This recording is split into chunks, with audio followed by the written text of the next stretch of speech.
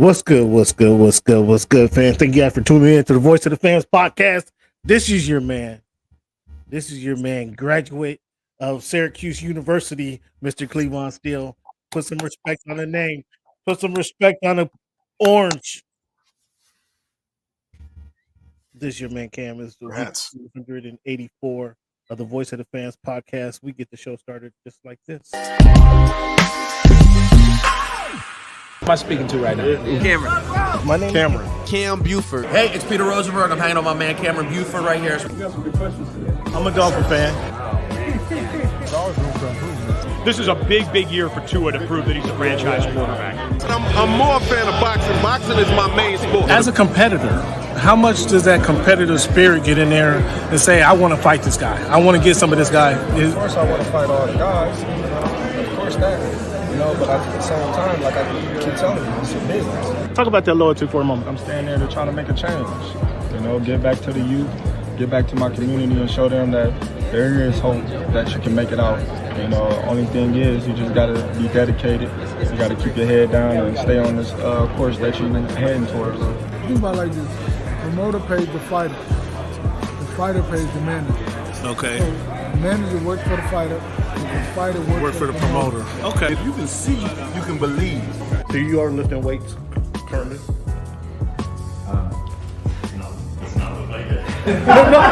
When he said it's easier to score in the NBA versus Europe, did you agree with him? To me, it's easy to score a little bit more. On your team, it's ball number 2 option or your number 3 option? On King's team. 30 nights a year, he's my number 1 option. 30 nights. Can I finish? Right now? Do you want me to speak or do you want to conduct the interview and answer for me? What do you Which think, one? What do you think about this upcoming? Okay. Like I was saying before. Every game's a new game, so each one's a different experience, different defense, different players, different game plan. So. Aaron, what has the game of baseball taught you? One of the biggest things is being humble. Can you give a message to the kids to kind of persevere through the false teachings they may be giving? Patience. Okay. Patience. As the show Voice of the Fan Oh my goodness! continues to evolve, You were adding some spice to it. it is strictly banter back and forth between myself and Cameron Buford. I enjoy all of it. Real ones know what's going on, right? Like you said, it's a different place, so I think it's a big part of my game, and every time I step on the floor, I just want to represent myself. You play this game and you don't turn to win a championship, then why are you playing for? I'm happy for the Mariners. I'm happy. Cam, nobody. Never mind. Go watch the tape. Go watch the tape, and then you tell me if it was all about just a system. You look like a buffoon. Go do your research. Go do your study. I'm not caught up to you guys yet. I do knowing that. surprised at that, Cam. Hey, give here. It's okay. Oh, this guy. That's what's good in sports, man. It's big Snoop Dogg, man. That's what's good in sports. Hey, man, thanks for making our voice your choice. You know how we do. Yes, sir. Got a lot of content there for you guys to reminisce on. Cleveland, we got a lot to talk about, man. We got a lot. You missed the Sunday show, so we're gonna get into Aaron Donald and where do you rank? I know you're really happy Aaron Donald decided to hang up the cleats. I know you got tired of seeing him come visit the Lumen Field every other Sunday or every year in Seattle, Washington. I know you're tired of that. We're gonna talk about that.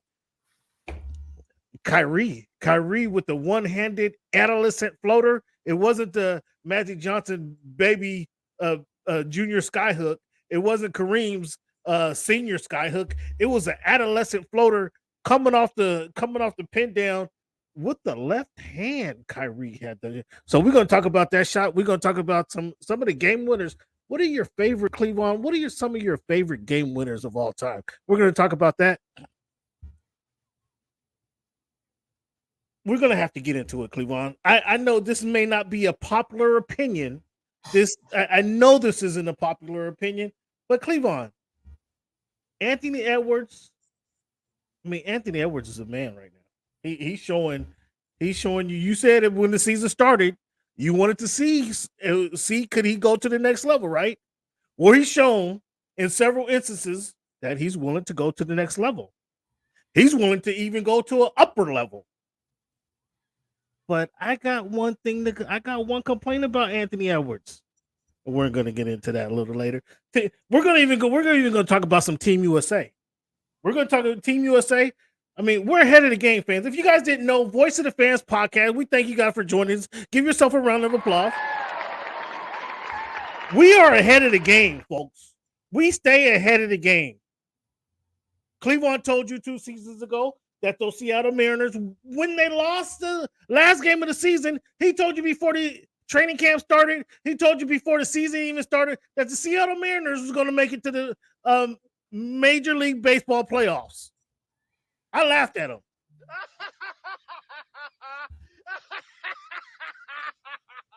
They did make it to the playoff, fans.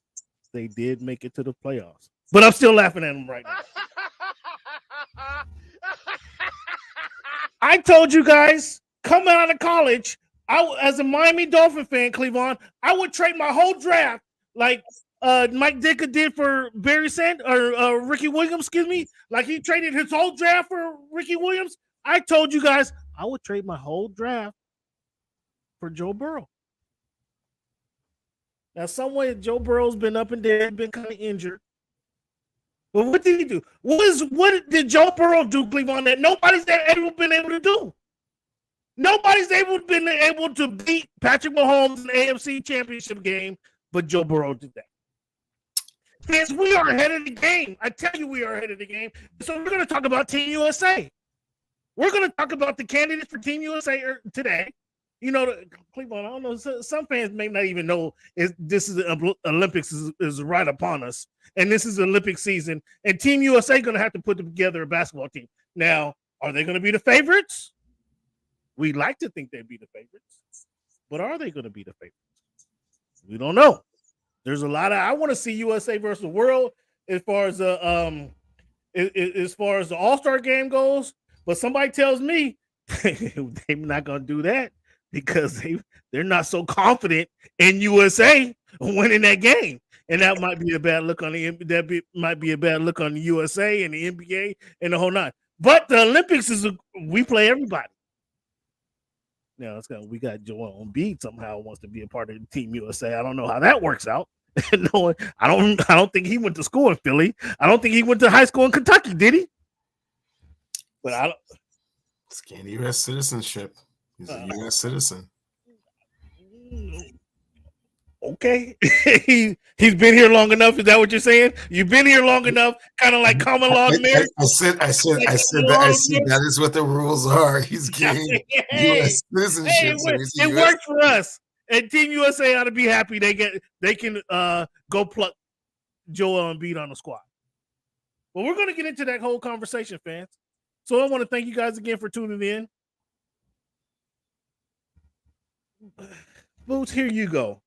Here you go, Boots. Let's starting off the show. Just Mr. Contradictory here. I didn't want to. He was here on you such a run. Here you go, Boots. He was on such a run, Boots. I didn't want to say, well, it has actually happened twice, but it's okay. The one time, I mean, it was, perhaps he forgot about the offsides there. At the offsides, come on, Boots. Did he really boot him, Boots? Did he really beat him, Boots? Or was there a fictitious whistle that was called? Come on now. Come on, let's be real, Boots. But we got a lot to get into today, fans. We got a whole lot to get into today. And again, I got some unpopular opinions, fans, but I'm telling you, I'm ahead of the game. And if you guys don't understand some of this where I'm coming from, I mean, that's on you. That's really on you. But I got some commentary that may not be entirely popular, and even Boots might even have to agree with me. He come on the show every week. He come on the show every week. Oh, here it's the scoreboard say, here you go. Here you go. He come on the show every week just to contradict what I tell you. But fans, he can't contradict what I'm about to tell you guys now. He can't do it. It's impossible. It's impossible. So what we saw this weekend, man, we saw some great basketball. Obviously, we got the NCAA tournament right upon us. I don't know how much if anybody stayed awake to watch Virginia last night to watch that debacle of a game, but we got some college basketball. I don't know, Cleveland, real quick. Are you more excited about the girls, the women's NCAA tournament or the men's NCAA tournament? We fit out brackets for both. We may get to that tonight, but are you more excited about the women's or the men's NCAA bracket? Help me out.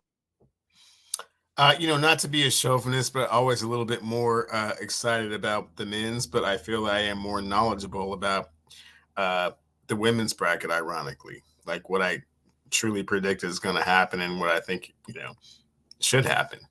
There's a lot more unpredictability on the men's side, but I am still more interested in how that kind of plays itself out. Okay. All right. Fans will, again, with it being March 20th, 2024, week 284, the Voice of the Fans podcast, fans, this is a day I'm not gonna forget in the near future. Tonight, this evening I'm done with homework. Cleveland, no more homework. You see, I got on the orange for my Syracuse orange. Mission accomplished. Master's degree graduate master's degree. I done all my homework, fans. I don't walk until I got a couple more weeks to walk. But I got all my homework done. I don't have to do any more homework until I receive my master's degree in journalism from Syracuse, New York. So Syracuse University, excuse me. That's so exciting. I'm excited about this. So I won't be forgetting this day, fans. But when we talk about March 20th, 2024, this is week 284. We play our number game, Cleveland, every week. We've been playing this numbers game for 500 shows now. 500 shows now we've been playing this game, Cleveland. When you think of the number 20, who wore that jersey? Who wore that jersey number the best? Well, who comes to your mind first when you think of the number 20, sir? Cam, being here from the 206, who comes to mind first would have to be the glove, Gary Payton. Very seriously contemplating getting one of those Sonics jerseys in the green. The version I saw was pretty cold-blooded. It's vintage. Not the one they went to the finals in. No.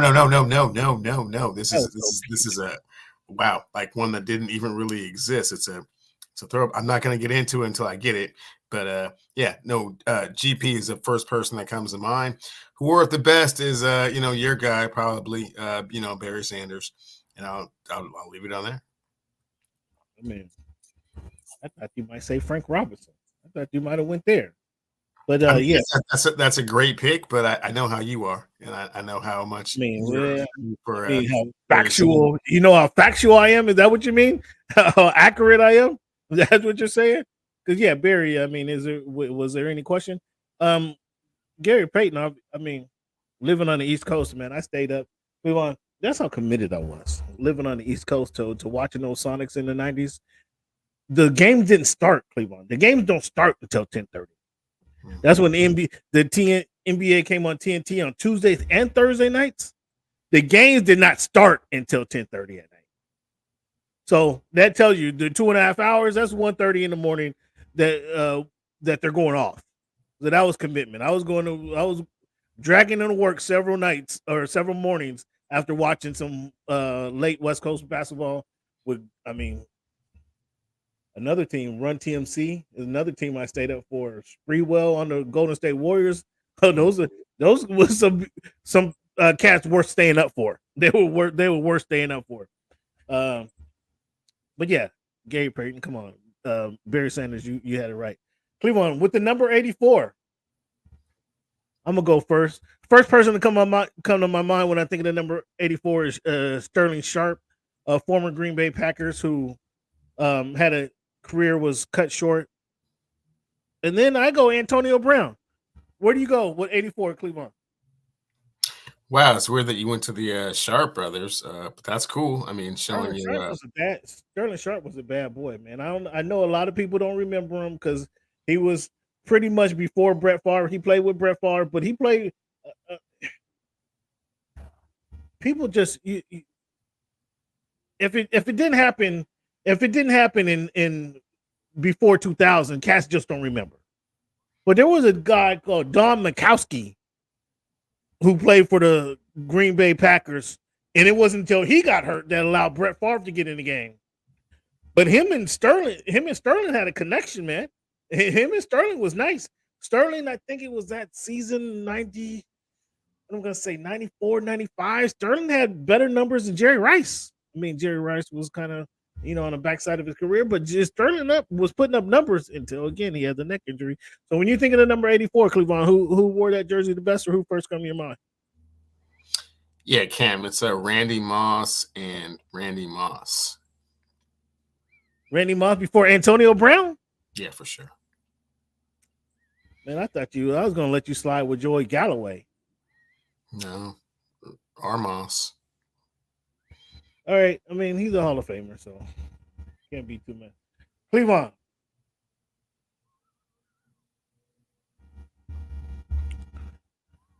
Every night in the NBA, we see some spectacular plays. I got to get my Clippers on the screen. Clippers are playing right now. Got to get my Clippers on the screen. But every night, we see some spectacular plays, Cleveland. This weekend was no different. We saw some spectacular plays. In fact, we saw your son, or what do you call him? Grandson of Jarrell? Grandson of Jarrell, yeah. He was in the highlight that what most people wouldn't think so favorably of.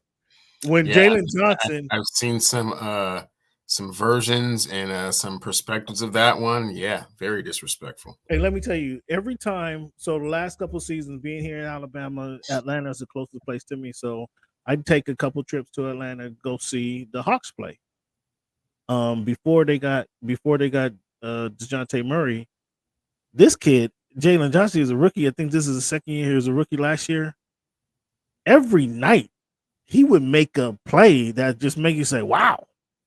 He would just say, "Oh, look at you! Look at Boots coming up with Gary Clark and the Fun Bunch. The Fun Bunch was something. The Bunch was something else. Yeah, that's reaching back. I like that. It is. But I would go see it every time I would go see the Hawks play.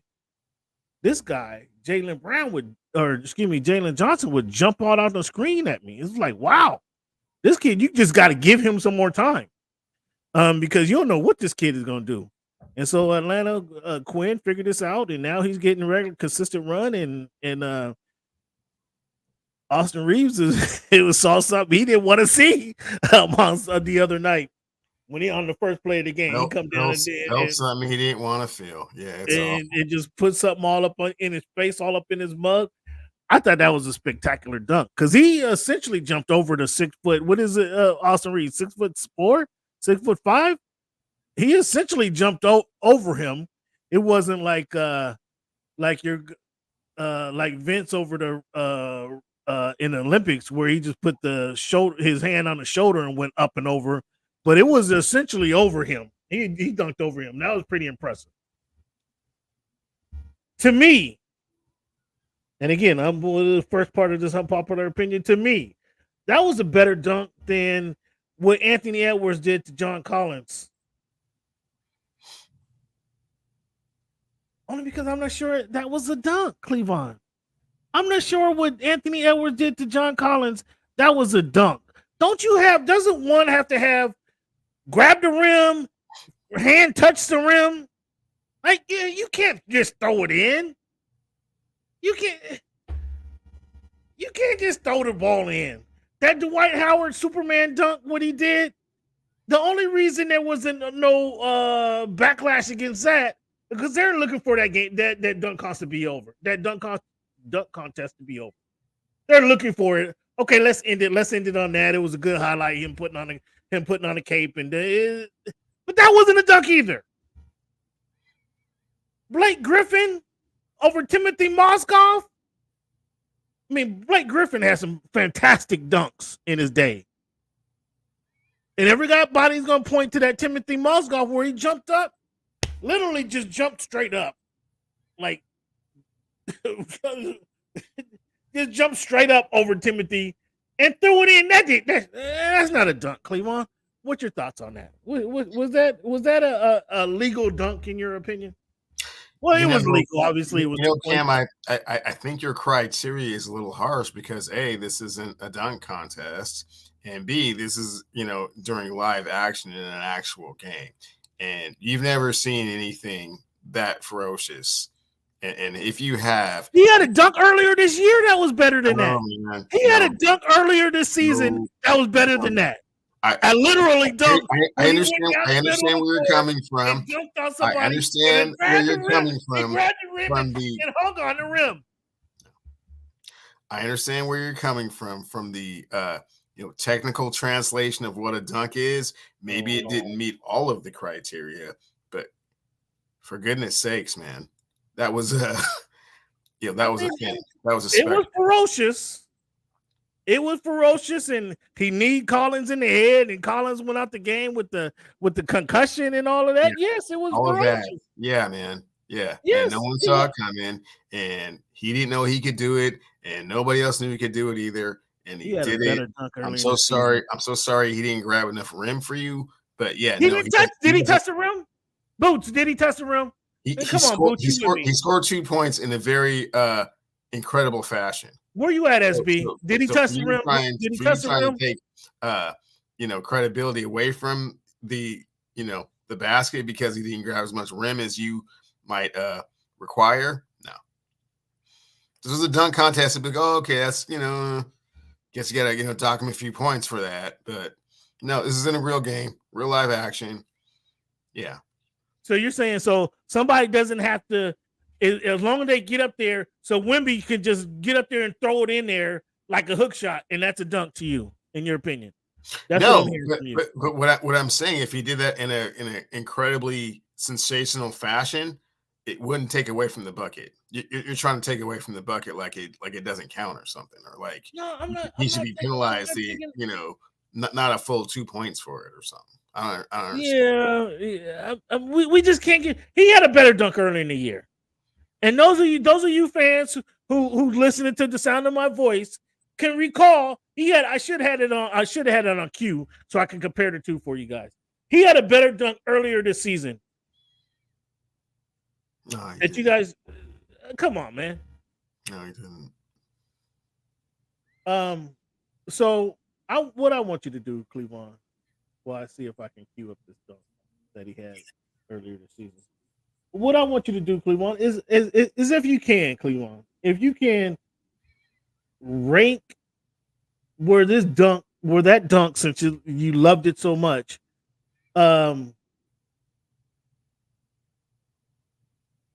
comparatively speaking, where does this dunk rank among all-time dunks? In game? I would say top 10 off the top of my head. Top 10, he said. Wow, that's pretty high. I mean, I can name you 5 dunks right now that's not higher than top 10. In game? Really? In game. Okay. Again, like I say, that Jalen Johnson over Reeves was a better dunk than that, or anything like that. I'm just saying, like, wow. I mean, that was pretty incredible, in my opinion. The Jalen Johnson over Austin Reeves was better than that dunk. That was better than that dunk. Do you disagree? I would disagree. I mean, it was a great dunk, but I don't think it was with the same type of ferociousness. It was crazy. I thought it was the dunk of the year. That was nastier at the very least.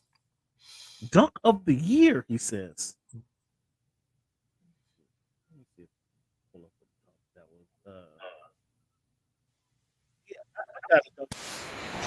Right here, that was better than that dunk by Anthony Edwards. Let's see if this is the one. This is the one I'm thinking of right here. Anthony, we don't have a. Do we have a lot to go by? Well, this wasn't. Yeah. This was better than that dunk right there that you're crying over. Let me share my screen. This wasn't this season though, but there was a better dunk this season. And I'll if you give me some time, fans. I'm sorry. I should have this queued up. Shame on me. Shame on me for not having it queued up. But I should have had this queued up.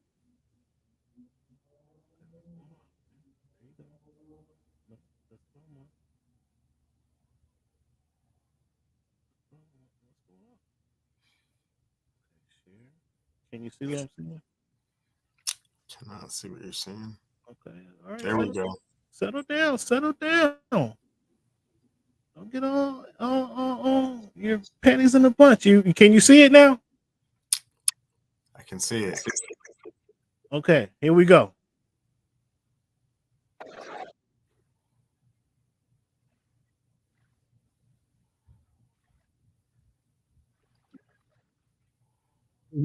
Was that better or not? I'm sorry. Mm-mm. I like the call though. I like the call. He said showing that ants can kill. That was a good call. I don't know who that was, but that was better. That was better. Yeah, that was a good call. Come on, man. How you say that's not better? How you say that's not better? Come on, man. Come on, man. Cut it out. It's not a better dunk.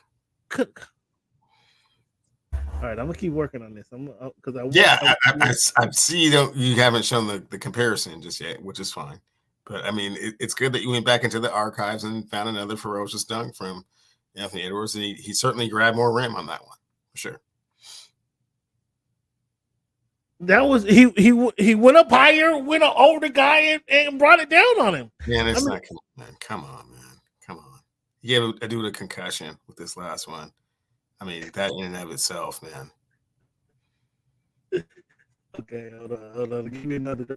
So, real quick, I have 5 months in here.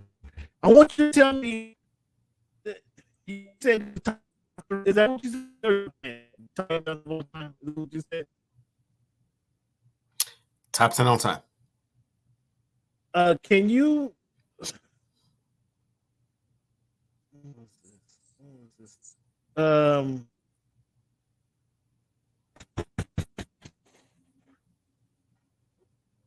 Go ahead and give me some of your top 10. Give me your 5 through 6 through 10 if you could. You know, dunks in game. It's hard to kind of articulate.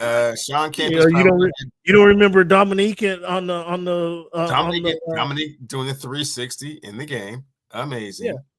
You don't remember Dominique against the Celtics, the double clutch dunk? I mean, what? It's hard to recall. Now you're gonna tell me it's hard to recall. Now that's what you're gonna tell. That was cool in game. Vince has had certainly at least 2 in game. I think Sean Kemp has had at least 2 in game. As far as all the rest of the dunks, I can't really name them, off the top of my head. But I think that if we went back to the annals of time, this one would be top 10. Okay. Well, I mean, it'd be nice if you could try to. I mean, it depends on how you feel about the Daryl Dawkins, shattering the backboard 2 times. I mean, if you want to take it way back. Yeah, clearly that was something. Clearly that was something special. A cat named Jerome Kersey used to really hurt the rim when he used to dunk. So you might be able to pull a Jerome Kersey dunk out of. So you're just talking. You're just throwing dunks out. Now that's what you're just doing. You're just throwing different dunks out because you're trying to pull out. Is this the one, Cam? I don't know. Let's run with this one and see how this one looks. Let's look at it right there. He gets the ball back, and Collins. Oh my God! Collins was ill prepared for what was. What are you talking about, man? What was coming to? Did you see that dunk, man? I mean, Collins was ill prepared to see what was coming his way. I guess that. Yeah, come on, man. What are you? And this is not really even. Come on. You gotta grab the rim though, bro. Gotta grab the rim. He didn't grab the rim. Come on. Do you see that person on the ground holding his head? I mean, he got kneed in the head. He need him. I mean, John Collins is 6'10". Why did he knee in the head? So he need him in the head. Anthony Edwards jumped up in the air and hit him in his head with his knee. Cleveland. God. Jalen. Did everything but spit on him. It was terrible. Jalen Johnson over Austin Reeves was better than that. Shaquille I'm not a, was Shaq over Timothy or Dudley? Was Shaq over Dudley better than that dunk there? Where Shaq dunked on him and then pushed him down. It was kind of unfair. Well, Was that better? I mean, those kind of things happen, but I mean, geez, no, you still know. He kneed him in the face. Was Kemp over Alton Lister? Was that better than that dunk right there? Well, that was one of the ones that I mentioned. Vince over dude in the Olympics. I don't even remember who dude's name, but Vince went over dude. Was that better than that dunk right there? That was better than that one, yeah. How about MJ goes baseline on Ewing? Was that better than that dunk right there? Come on, man. What? No. What? Come on. Whoa. Whoa. What? Are you kidding me? Are you kidding me? MJ going baseline over Patrick Ewing was not better than that one? Not.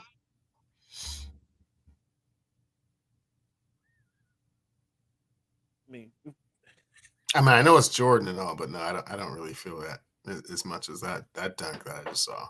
That dunk was ridiculous.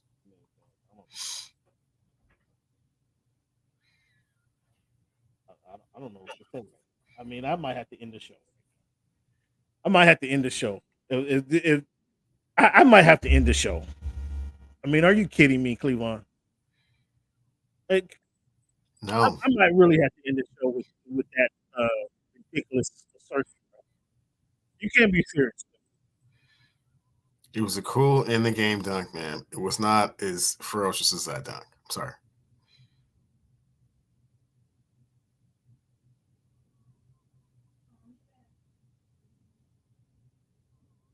I mean, Cleveland, for real.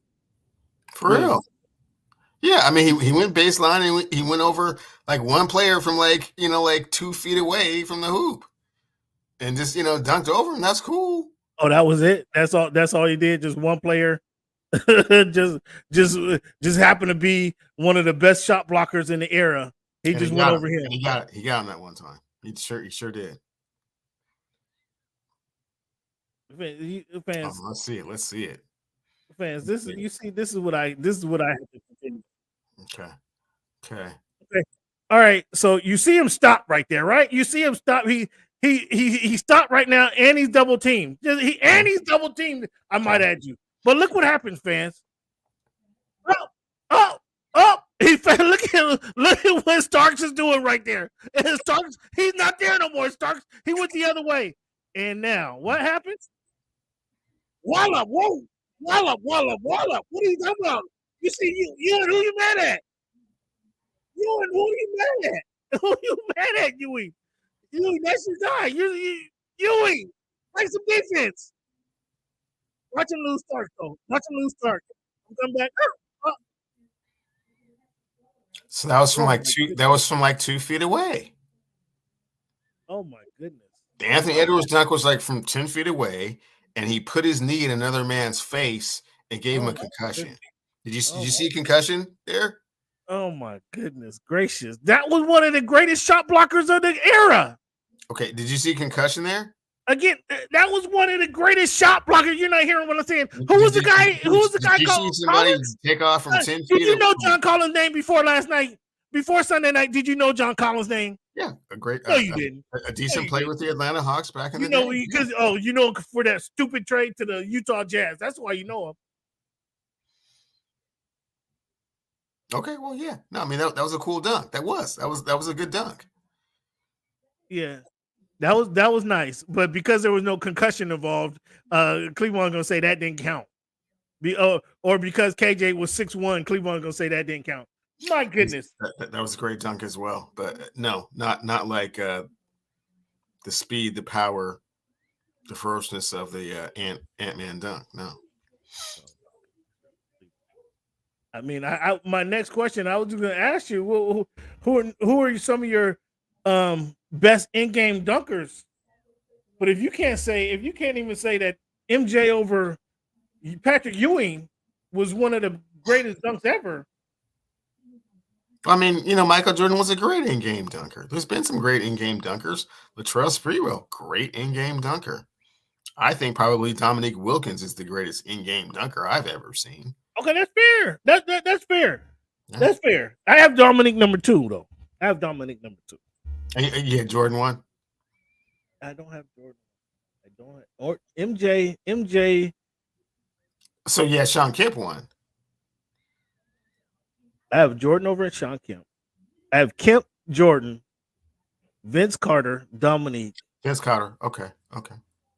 So Vince Carter coming in at number 2. Vince Carter coming in at number 3. He's behind Dominique. So who's number 1? Well, I'll let you take your guess at who's number 1. Man, I have no guesses because now I'm completely confused. Blake Griffin. Have you heard of that kid? Man, yeah, okay, man. He can take a step back behind some of the other cats. Come on, some pretty cool. Blake Griffin was bananas. He was bananas. He was bananas in game. He did most of it. He was not more bananas in game than Dominique or Vince. So cut that out. I mean, I don't know. Yeah, Tom over Mark. That was an all-time classic. Yeah, you know, knees in the chest. Yeah, that was rough. I mean, again, man, you just want to hate on the Clippers. No, I give him 4 or 5, man, but not number 1. Blake. I mean, I'll give him 4 or 5, but not number 1, man. Not over Dominique or Vince. Come on, cut that out. I got Vince 3. Vince had like a 4-year run where it was just bananas. Okay, well, yeah, it was some Blake had at least dunk highlights you've ever seen. Sorry, I didn't hear what you said. I said it's some of the greatest in-game dunks you've ever seen, though, in that 4-year span. It was a nice 4-year span. Blake kind of dumped him up in length, and you know that says something because Blake didn't even. You know, by the end of his career, he couldn't even get off the ground. Yeah, man. Okay, I mean, Dominique, I got Dominique number 2. Dominique was ferocious, but I got Blake by a smidge. Because I think just him with the Clippers, bro, he was crazy with the Clippers. I mean, those games were must-see action, and I guess because I saw a lot of them in person, that kind of. Yeah, I think that might be a contributing factor. That might have etched in my mind a little bit stronger. Yeah. I mean, get to the arena. No, don't be mad at me. Get to the arena. Not mad at you, but I think perhaps it puts a little bit of bias on it. Is all. What's your thoughts? Did you see Kyrie's running hook? Did you see his running hook shot? Again, it was Magic. It was on opposite side of the court. Magic had Kareem obviously had the sky hook. Magic came with the baby sky hook in the playoffs versus the Celtics. You know, right at just below the free throw line. Boom, boom, boom with the right hand, and just you saw that coming all the way, right? Especially after it happened.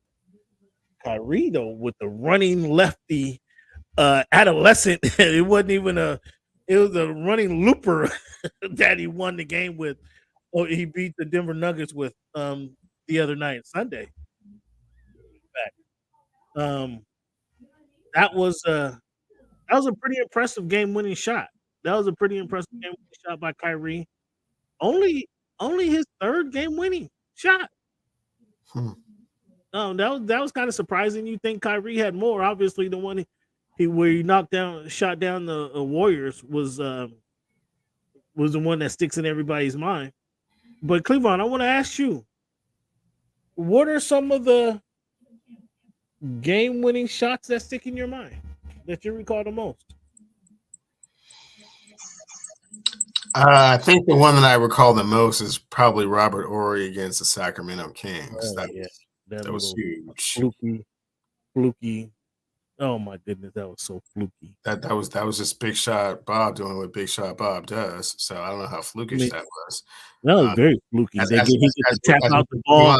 I'm gonna just disregard the disrespect you putting on Big Shot Rob, but we'll move on. I think he tell you it was fluky. He just floated around and just went to the top of the key. Ball kicked out to him, and he was ready. He's prepared. You know, when preparation meets opportunity, bam, good things will here happen. we go. So Preparation. the number 2, I would have to say Ray Allen. Ooh, You know, over the San Antonio Spurs. Ooh, good one. He also did the same thing against the Chicago Bulls when they had that Derrick Rose, Ben Gordon backcourt that was putting the fear of God in them. He had to save them 2 times that series. For Milwaukee, Boston over Chicago. Okay. Derrick Rose rookie season. Yeah. Yes. Okay. And then lastly, you know, when Dame Dollar just had to wave those cats off the court, man. Ooh, OKC against OKC. Ooh, those are some good ones. Those are some great ones, actually, Cleveland. The Heat. I mean, the one for the. But was that Bob? Was that Ori Big Shot Bob's? Was that his best? I guess that is the most memorable because he has so many of them. Man, it's hard. It's hard. That's what I'm saying. He hit one. Yeah, for the that's clearly the best one. Those guys were going to be dead if he didn't hit that one. They were dead. They were dead. Actually, but he did. But he did. They were dead. Oh man, yeah, that was some good ones. And then the Ray Allen one, whoo, Miami was dead. Miami was. Miami. Woo. So a couple of your boys that needed some big shots to help pull them out, huh? A couple of your boys needed some big shots. The one, I mean, I talked about the Magic Sky Hook, but the one that stuck out of my mind, it was unbelievable. It was unbelievable. It was a great. So maybe you remind me who was the coach of the Phoenix Suns when they told Rex Chapman, just run to the other side of the court and we're going to throw it to you. And then in the 0.7 seconds it takes you to get rid of the ball, you're going to hit a 3-pointer to knock out the Seattle Sonics. Who's the head coach of the Phoenix Suns that designed that play? Because, man, that was you remember the play I'm talking about? Yeah, I'm thinking that was a Paul Westphal thing. Yeah, that was a killer. That was a killer. I mean, that was a nice design play. I don't think we've seen that play like designed since then. No, and that was a few people can actually pull that off. Yeah. So the Rex Chapman game winner versus the Sonics. Cleveland one, I think the one that gets it gets overrated, and I guess it was because it was in the tournament. But that Christian Laettner, Grant Hill to Christian Laettner, not overrated. You don't think that was overrated? Dribble, gather, turn, cash. It was a jumper from the free throw line. The pass was more difficult. How much time left? I mean, what, 0.2, 0.7, or whatever it was. I just think that play was overrated. It gets way too much burn. Mention Kyrie over the Warriors. Was Jordan over Elo? That might be overplayed too. But that was because that set him on pace to win their first one. That continues to get. No. That was not on his pace to win anything. That was just on pace to come up against the Pistons and get punched in their face. Oh, excuse me. Thanks for correcting me. Was that better than Jordan over? Who was my man guarding him when he pushed off Brian? Oh, when he pushed him. Thank you so much for. Oh man, this is a nice day. What do you say again? Say it again, Cam. When Jordan pushed Brian Russell out of the screen. Oh my! Was it better than that one? Yeah. All the shots that I mentioned are better than that one for the simple reason that he pushed him out of the screen. Oh my goodness. You I gotta show you this. You think people can hold a grudge? I gotta show you this here. Let me find you this. Yeah, you think? Yeah, I thought he pushed him. That was a push off. I don't know if anybody disagrees that it wasn't a push off. Like, come on. Lots of people, all the Jordanites don't think so. So I hope you're not talking to them. Oh man, Let me see if I can find it, guys. That was, you say it was a push off. I mean, it was a lot of people wonder if it actually was or wasn't. I mean, that's. You know what's even funnier is when do you remember when Mike Reed did the commercial, like reenacting all of his great shots with little kids, and then pretended like he didn't push off? Oh, who did that? Gatorade did a commercial where they went through all of Mike's iconic shots, like the Elo one that you're talking about, and I think one against New York, and that was the last one, but he just kind of pretends like he pushes him and then just doesn't do it. It's hilarious, man. Can you see this? I do see that. Do you see this is in Utah. This is in Utah. Look at the wireless network is the Delta Center, right? Utah. Look at the SID, the wireless network SID. Jordan pushed off, yeah. Think some people don't hold a grudge, huh? Yeah, especially considering Scotty was hurt after that. So Scotty wasn't going to play game 7. Oh, yeah. It was going to be rough. Cleveland.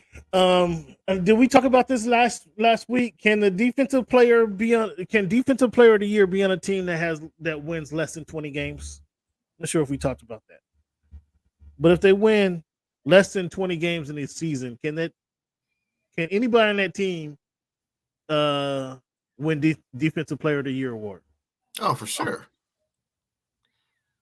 Cleveland, there's 62 games or 82 games a year. That means they're losing 60 games. Okay. How is you think? And I'm talking about Wemby. You know that, right? Right. Wemby can't be defensive player of the year if they don't win. If they have no impact on winning. Why not? If he's leading the league in blocks and steals, I mean, just because they're not winning games. Yes, that's a pretty good reason for that. That's a pretty good reason. Perhaps I feel a little bit differently, living up here in Seattle, and I watched someone win the defensive player of the year that won 2 games, 2 out of 16, most dominant defensive player in the league. So it doesn't really matter how many games you win; it's what your skill set is. Wemby's out here throwing people shit out left and right, man, and picking you. And how is he going to steal the ball from you? And he's 7'4". He's not sneaking up on you.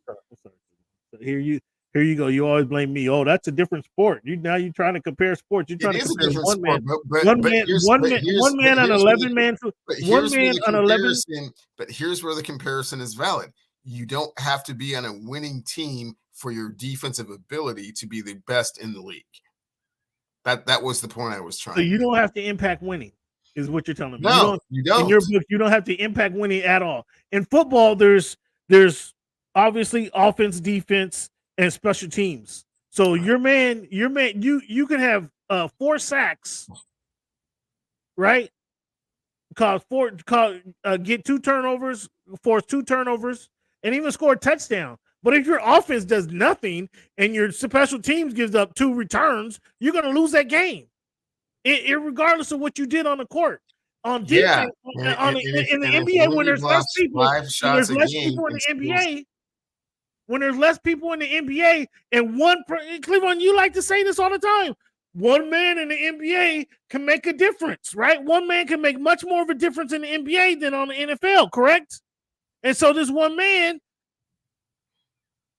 if he's the defensive player of the year, the way that he blocks shots and steals. No, he could be the rookie of the year. He can't be the defensive player. Okay, we'll see. We'll see how they vote on that. Yeah, we're gonna see about that. So this past weekend, Cleveland drove down to the Bayou. Went to go see the Clippers play the New Orleans Pelicans. New Orleans Pelicans best media food in the NBA I've had thus far. Let me take that back. Lakers served prime rib a couple nights. Really? Let me take that back. So there's different meals. For the Clippers and the Lakers? Oh, that's weird. Oh no, Clippers serve good food. The Clippers serve. You serve good food as well, but just not as good a food as the Lakers. I heard you the first time. Lakers has served. You don't got to clarify. I heard you the first time. Yeah, see everybody. But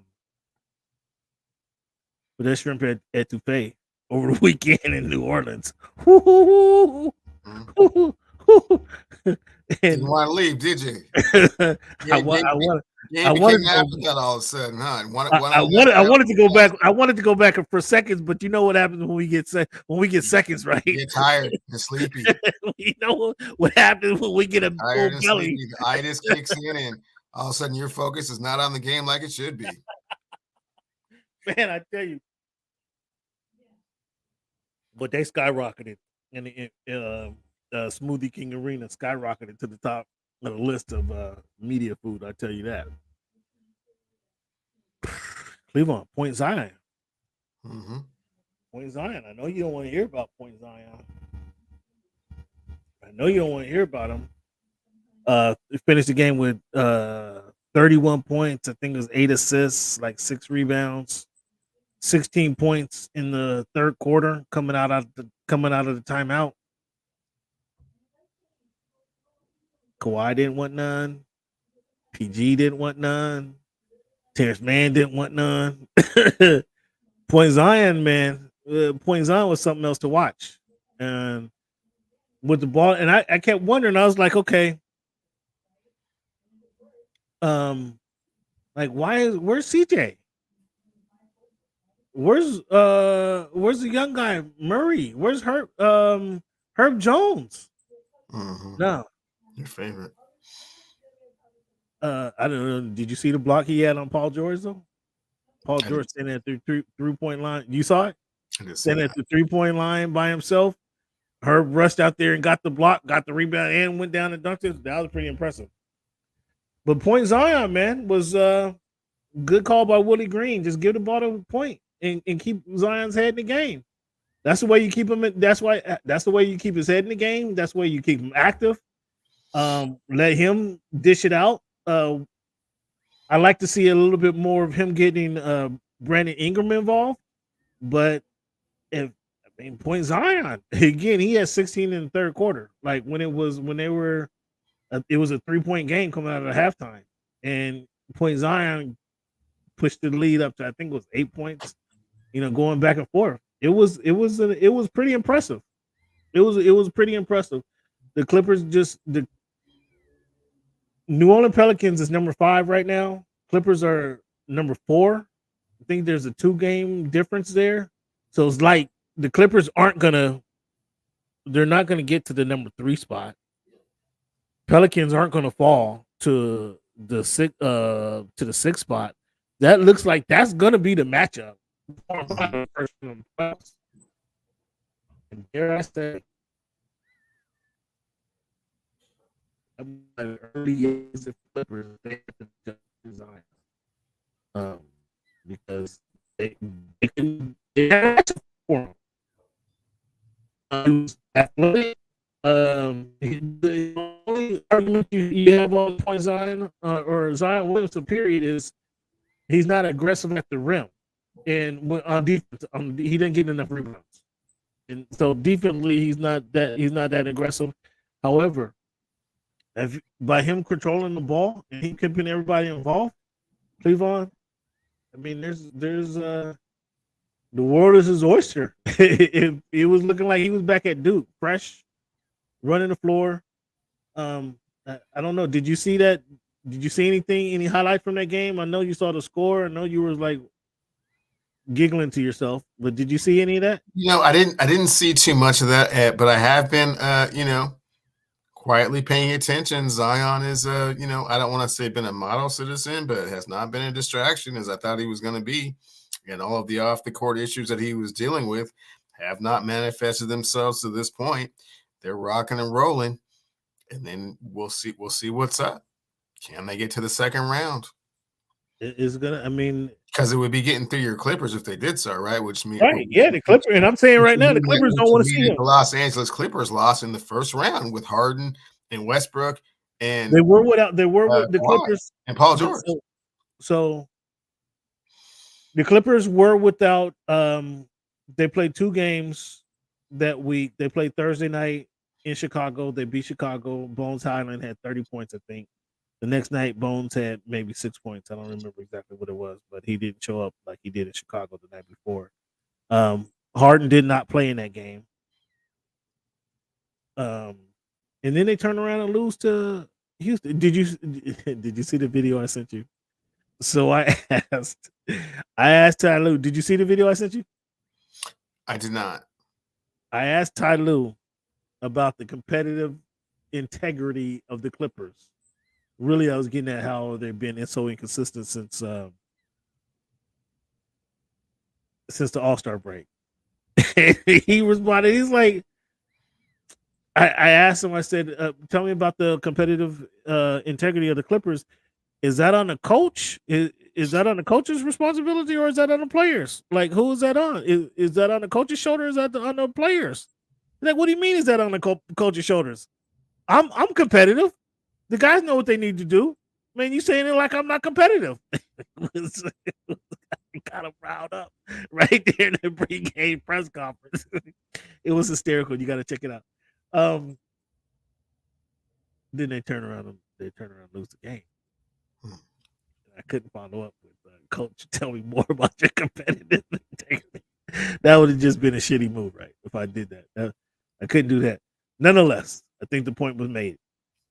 So Cam, quick question. I mean, as we get a little bit closer, towards the end of the season, do I need to just start wearing the black hoodie and just put it over my head? Because it's Grim Reaper time.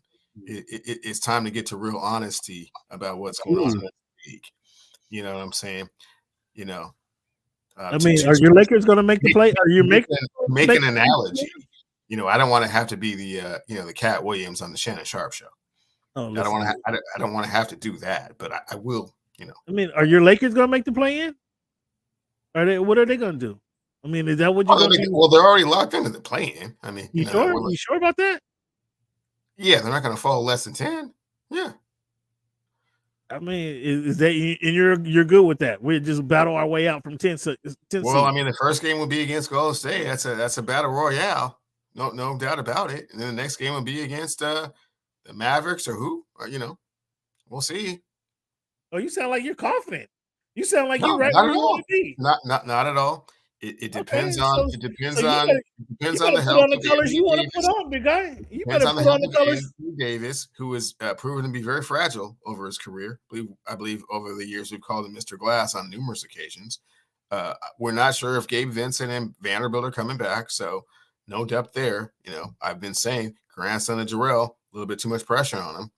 And, the point guard is playing pretty cool. Wait, I don't think I heard you say that. Too much pressure on him.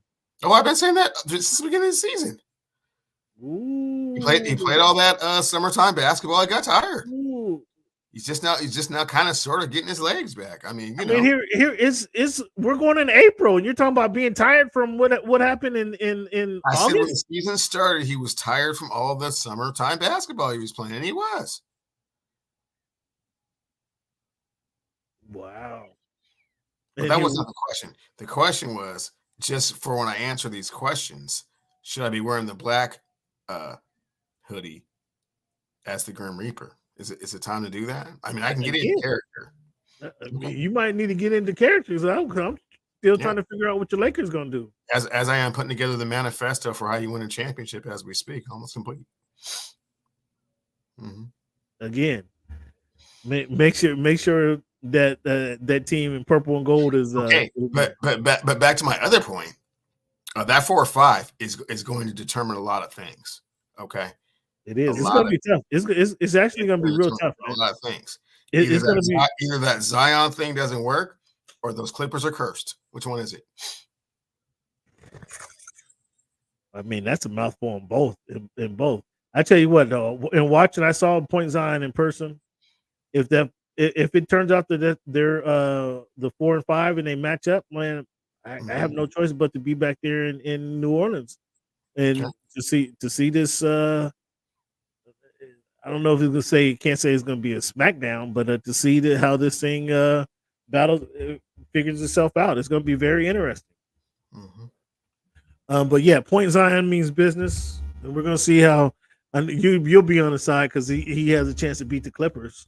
Then you have to say something positive about that. And I know what it's gonna hurt you, but you're gonna enjoy it so much to talk bad about the Clippers. It has not happened, but that matchup is it's going to be life changing for sure. Real quick about the Clippers, crazy question. I heard this conversation earlier this week, Cleavon, and I know you're gonna get a kick out of this one. I got a new segment. I starting a new segment, fans. Confident or concerned? Okay, I like confident that. Or concerned? Are you confident, Cleavon, or are you concerned? We're gonna get into it a little bit, but I want to ask you this first, Cleavon. Let you get loosen you up a little bit.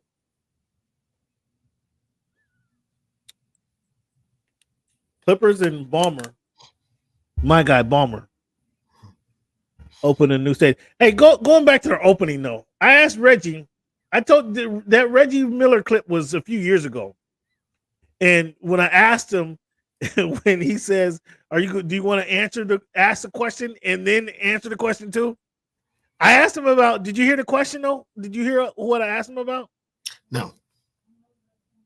I asked him about the NBA draft, the rookies coming in the NBA draft.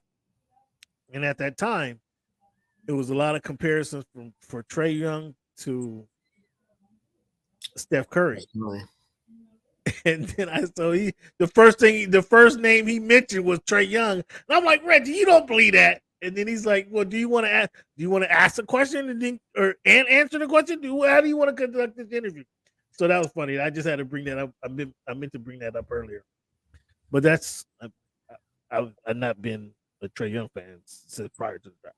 Nonetheless, Balmer's opening a new stadium, right, this year? I heard. Did you know the name of the stadium? Intuit, I believe. Intuit Dome. Intuit Dome. Okay, sure. The official name, sure. Okay. Should CP3 be the first player to have his jersey hanging up in Intuit Dome? No. Who would you hang up in Intuit Dome? Oh boy, no options right as of yet. I don't think that there is one that's been worthy of having their number retired for the Clippers. I thought so too. I disagreed with that as well. He wasn't even on a team that went the furthest in franchise history. I thought so too, but I just got a kick out of that one. So here we go. Confident or concerned, Cleavon? Are you confident in the Clippers making a deep playoff run?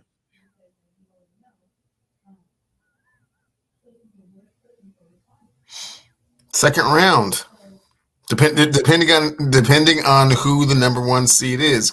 If they come around and it's Denver, second round. If they come around and it's OKC, I'm confident they can make a deep run. I'm concerned if it's Denver up there, though. Confident holding on to the 6th seed. One more time. Are you confident in the Sacramento Kings holding on to the 6th seed? The Magic, the Dallas Mavericks are 8 games behind them. 8.5 games back. The Phoenix Suns are 8.5 games back. The Sacramento Kings are 8 games back. Are you confident in the Sacramento Kings holding on to the 6th seed? Concerned with that. Ooh, concerned.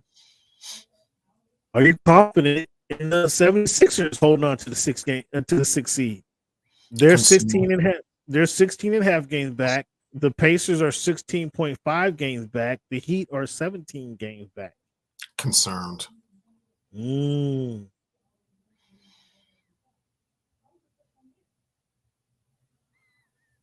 Are you concerned about the Sixers without Joel Embiid, although he's supposed to be making a return?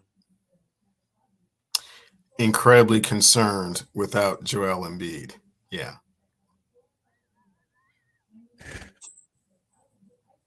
Cleveland, I'm concerned about the Clippers without Russell Westbrook.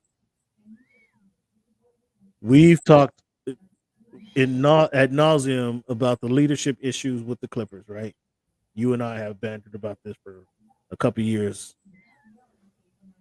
Kawhi Leonard is not a vocal leader. Paul George is a follower. Russell Westbrook is the leader of that team.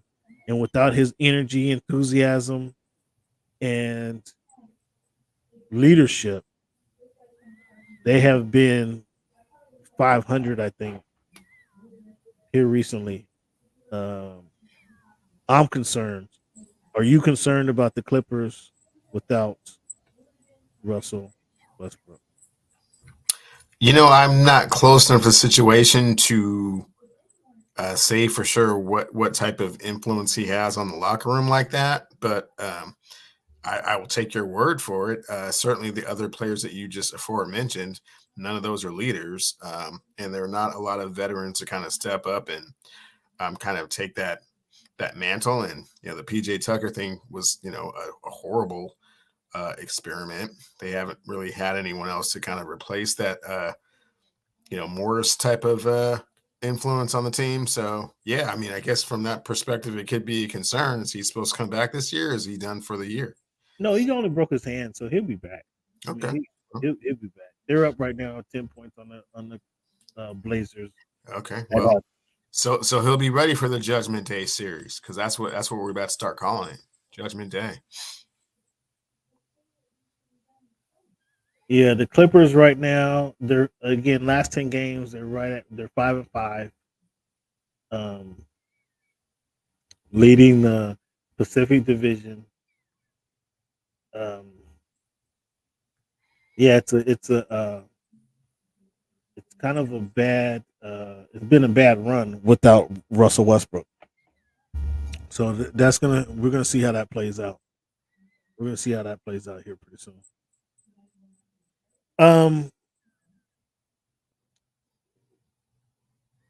Wemby, we talked about Wemby living up to the hype. Cleveland, has Wemby name a better rookie than what Victor Wembanyama has been for the San Antonio Spurs?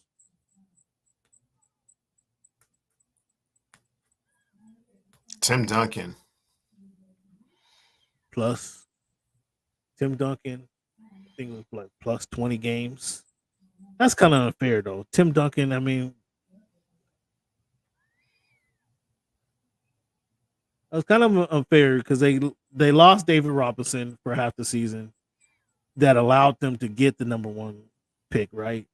David Robinson comes back with Tim Duncan. Like they had to be better, right? They had to be better. So I think they were like plus 26 games, if my memory serves me correctly. Larry Bird was plus 30 games. And that was they went to the NBA Finals. Like that was his rookie year was ridiculous. The Lakers went to the NBA Finals, Larry Bird's rookie year, and Magic was the MVP of the finals. No, they didn't come in the same year, did they? Yeah, didn't Bird come in? Came in the same year, and the Celtics actually drafted Larry Bird the year before that. Larry Bird had, if I remember correctly, Larry Bird, without looking up the numbers, had the highest plus minus plus winning percentage when he joined the squad.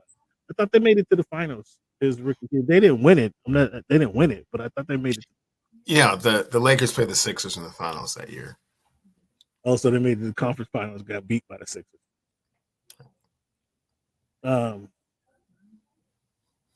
So, but Wemby, I mean, Wemby has putting up some incredible numbers.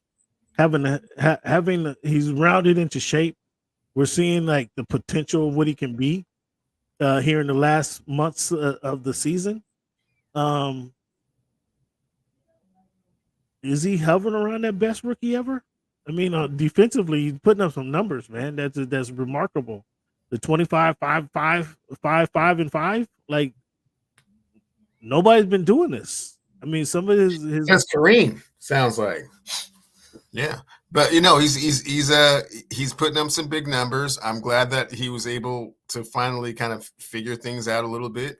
The game started to get much easier for him the second half for sure, and I think his teammates have kind of understood the talent that they're playing with, so that's been helpful as well. But no, he has not by no means been the most impactful rookie. Even in the conversation, really, no. Okay. He's gotten better. He's matured. You've seen his growth as a player, but no. Okay. All right. Well, thanks for clearing that up, Cleveland. So we talked about Anthony Edwards earlier in the show. Anthony Edwards putting on some amazing dunks, really, to get the NBA excited. I think that he's getting cats excited about American hoop players again. Because it's like the foreigner's been running NBA for a few years now, and he's given me or giving some people some promise about American hoop players again.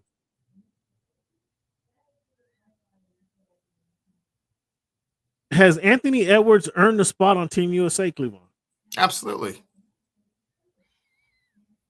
without question. Is he a starter? Should be. So let me run off some names before you get too carried away.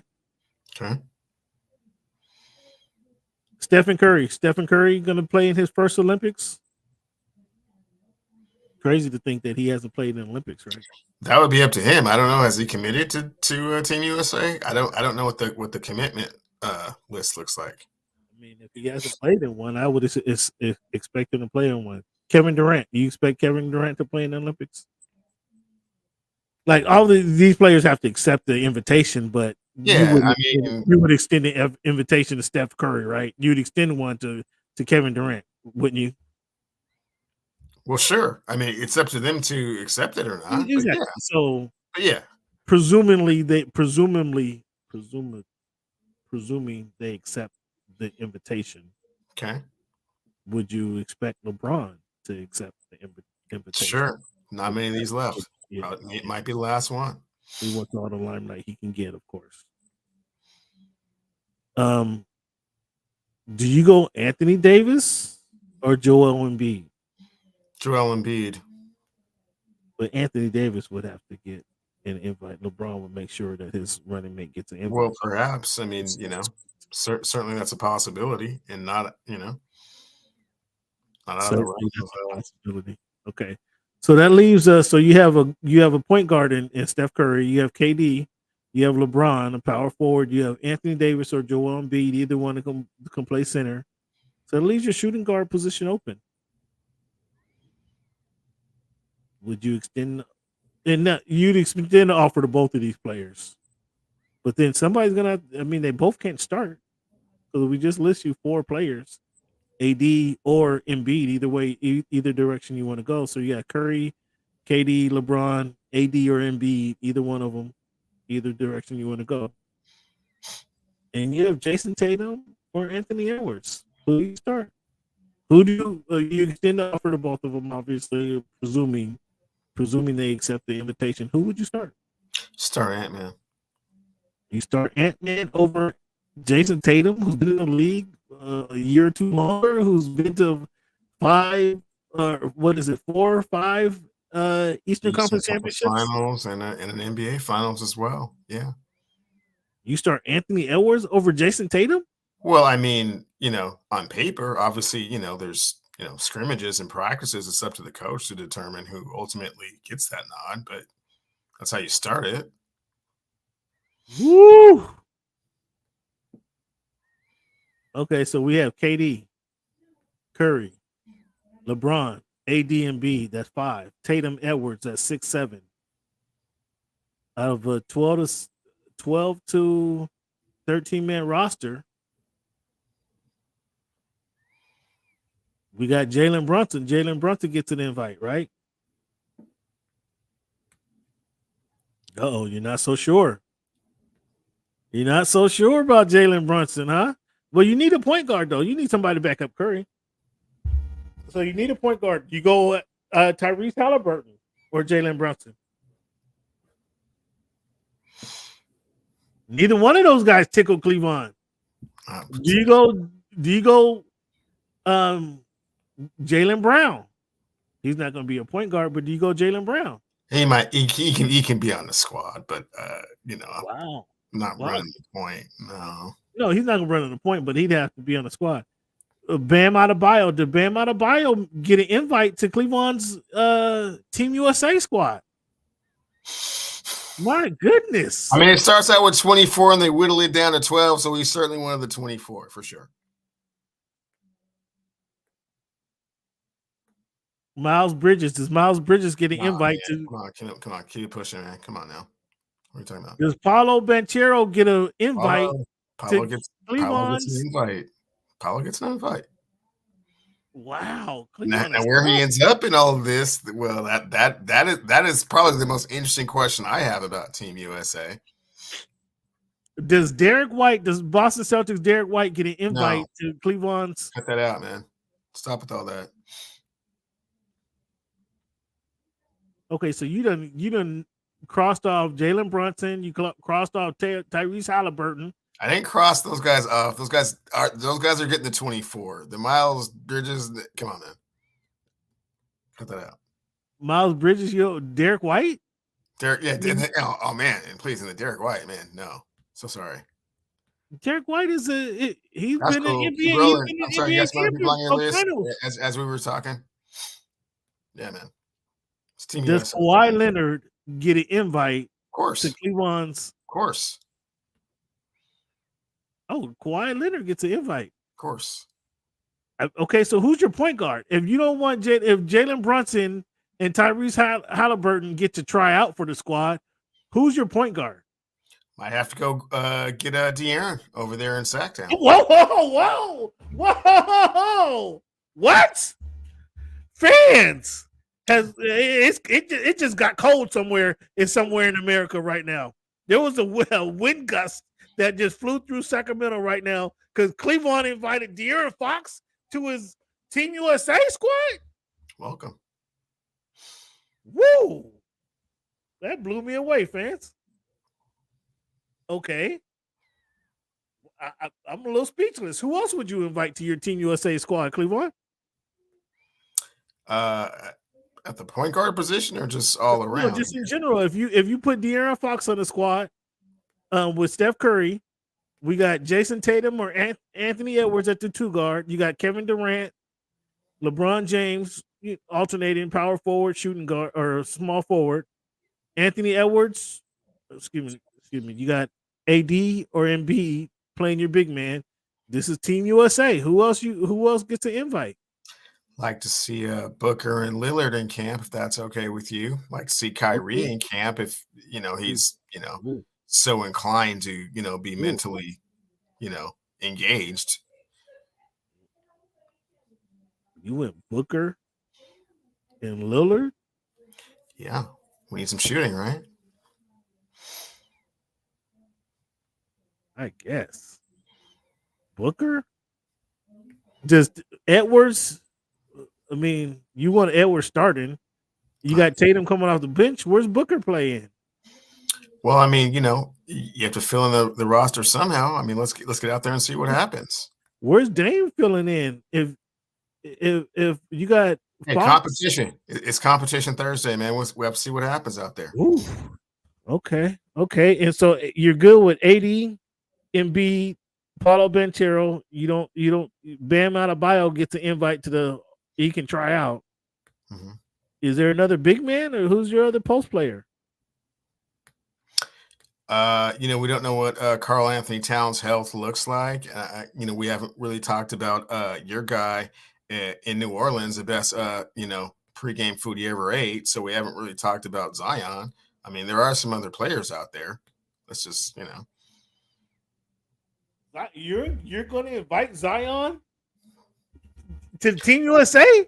In theory, I don't know if his mentality can really handle a place like Paris, France for 2 weeks. So that might be a little bit much for him. But on paper, yeah, okay. That's interesting. So I mean, could KD, could Curry, Edwards? Let's just give Edwards a starting position. KD, Edwards, Curry, LeBron, and I think Embiid. If Embiid was healthy, if AD was healthy and 100%, I'd start Embiid over AD. Can those guys win the gold? Oh, for sure. For sure. Yeah. I mean, you know how Jokic shows up. You know, it gets all his brothers on there. You know how Canada's balling these days with Jamal Murray and SGA. I forget about the Olympics, the Olympic host country, France. Yeah, they're pretty stacked as well.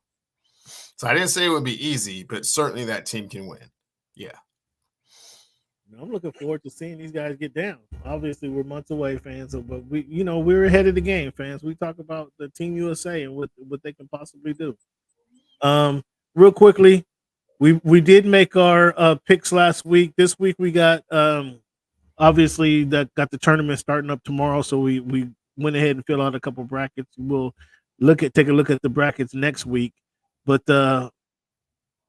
as it goes, Cleveland went 2 for 3 last week. I went 1 for 3. We both had OKC winning. Cleveland chose New Orleans over the Clippers, and we both chose Phoenix, and they got walloped by the Bucks. Sure so did. Cleveland was 2 for 3. I was 1 for 3. Cleveland is ahead of in the rankings right now. 7-12, 58% winning percentage there for Cleveland. So that's in our picks in the NBA. Cleveland, let's get into this NFL conversation. Aaron Donald retires. Were you surprised to hear about this? No, not really. I don't think that he felt that his team was in a position to make a run for the Super Bowl, and he was just tired. I mean, he got his ring. I mean, and played in 2, and yeah, it was time. It's hard to get him out for this last season, to be perfectly honest with you. Right, exactly. He threatened to retire after they won the championship, after they won the Super Bowl, and kind of got talked into it then. So this is not entirely surprising for me to hear that he actually decided to retire. I mean, mild-mannered guy. He enjoyed his fame. I can't say that. However, he was not he wasn't seeking to be the center of attention. Which is, kind of, I won't say abnormal, but which is not the norm for a player of his caliber, right? For sure. But that made him a kind of respectable dude. 10-time Pro Bowler. Him and Barry, the only guys to get elected to Pro Bowl in each of their 10 seasons. They both played 10 years. Each of them, the only guys to get elected 10 years of their whole career. Every season of the career. 8-time All-Pro, 3-time Defensive Player of the Year. Can you name the other 2 guys? He's one of 3 players to become the 3-time Defensive Player of the Year. Can you name the other 3? Or the other 2, excuse me.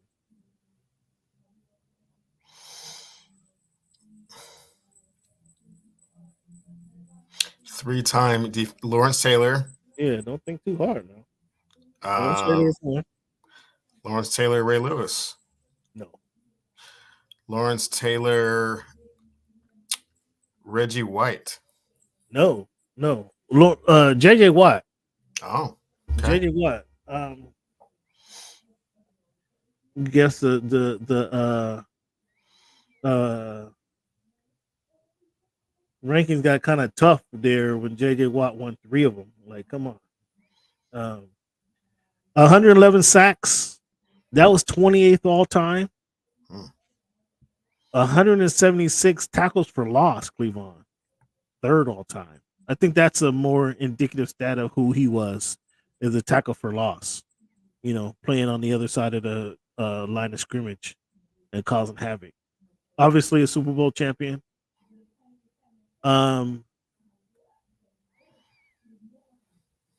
Cleveland, where do you have him ranked all-time NFL defenders. Top 20. Top 20. Yeah. You got 20. You got 18, 19. You got 15 players, defenders better than him. Cam, may I take a quick 90-second break? Get my thoughts together. I'm gonna come back with 15. Yes. Okay.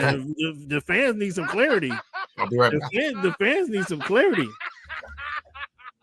Boots, where do you have this guy? Where do you have this guy ranked all time? Cleveland says top 20. That's blasphemous. That's absolutely blasphemous, fans. I want to know what you guys have. Where do you guys have Aaron Donald ranked as the all-time defenders in the NFL? I mean, unless Cleveland is going back to Dip Buckus, Night Train Lane,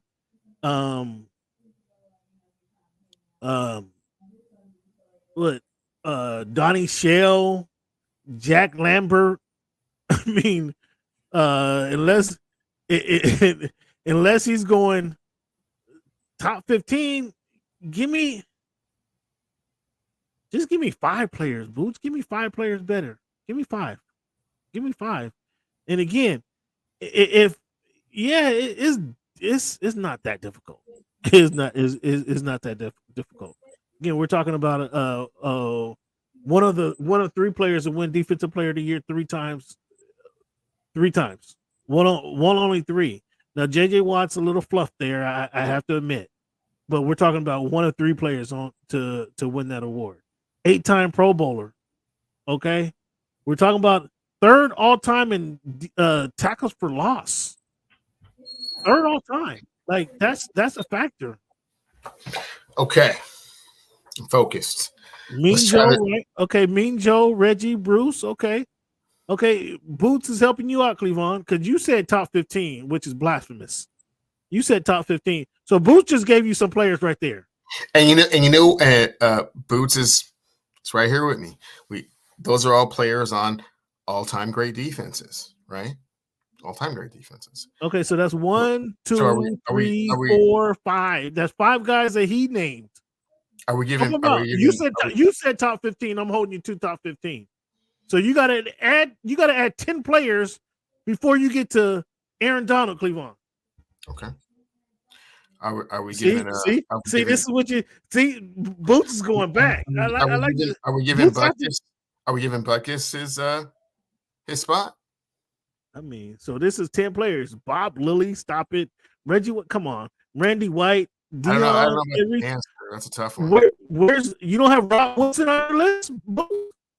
So again, are we going Butkus all the way back to Butkus?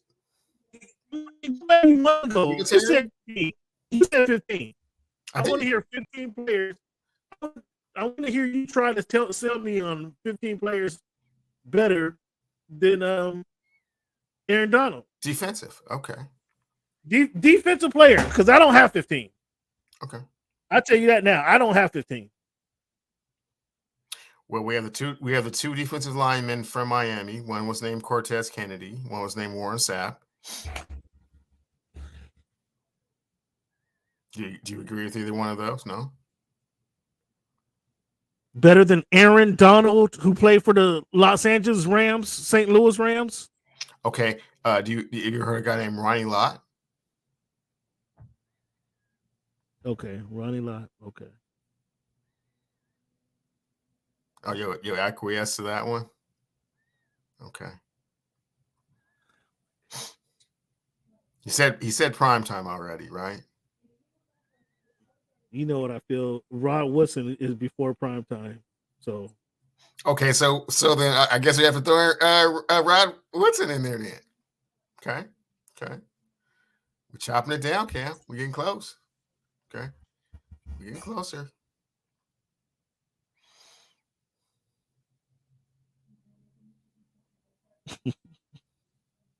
I mean, Aaron Donald we're talking about, Chief. Those are big stats. I don't know if they're Aaron Donald dominant, but okay. Julius Peppers. That is All right, fans. All right, fans. I wanted to take that one back as soon as that one came out. That wasn't good. Fans, here's a list. Here's a list right now. Here's a list. I mean, and you tell me where you guys let me know where I'm wrong. I mean, without a doubt, there's no question. It's not even debatable. Lawrence Taylor is the best defender to play in the NFL, right? It's not even questionable. And then we go to Reggie White. I like Rod Woodson because he was able to tackle. He played a different game than Deion Sanders. They played the same position, but he played a different game. He was more physical than Deion Sanders. Won as many Super Bowls as Deion Sanders. No, excuse me. Oh, he did not. I take it back. I take that back. I take that back. So Deion gets a nod at number 3. Rod Woodson. Was Rod Woodson better than Deacon Jones? I don't know. Deacon, you are as enamored with the heads up as I am. So you know what I feel about your own question. You answered your own question. You know how I feel about Deacon Jones. Yeah, you answered your own question. Dip Buckus has legacy, obviously, behind him. But I don't know that legacy holds up over to Aaron Donald. Okay. And what Aaron Donald was able to do. If Aaron Donald played in those days, if he played in those days, I don't know that Dick Buckus, his name would be in the lore of NFL football as well. Mean Joe Green played on a great team. See, now you got to cut that out. Honest. I mean, he played on a great team. Hear what I'm saying? Not that I'm detracting anything that Mean Joe Green accomplished. You certainly are when you start with. That's why he was good. No, I didn't say that. I didn't say that. But doesn't his team? He played on a great team. So what? It's part of why the steel curtain was a steel curtain, from what I recall. He's a big factor in the steel curtain being the steel curtain. Hey. But if you have the safeties, the cornerbacks, and you're able to defend the receiver a little bit longer to help your defensive end and your tackles get to the quarterback a little bit quicker. That plays into it, right? Why someone is great? No. Huh? Now you're trying to give me explanations as to why someone is great. Nah, not feeling that one. Moving right along here. So we're at 5, right? We're at LT. Did I mention Reggie White? Yeah, that was number 2. Yeah, Lawrence Taylor, Reggie White, Deion Sanders, Deacon Jones, Mean Joe Green. So that puts him at number 6. So you had a question mark by Dick Buckus. Okay, what did we say about Singletary?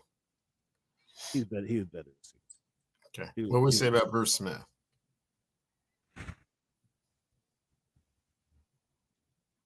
I think he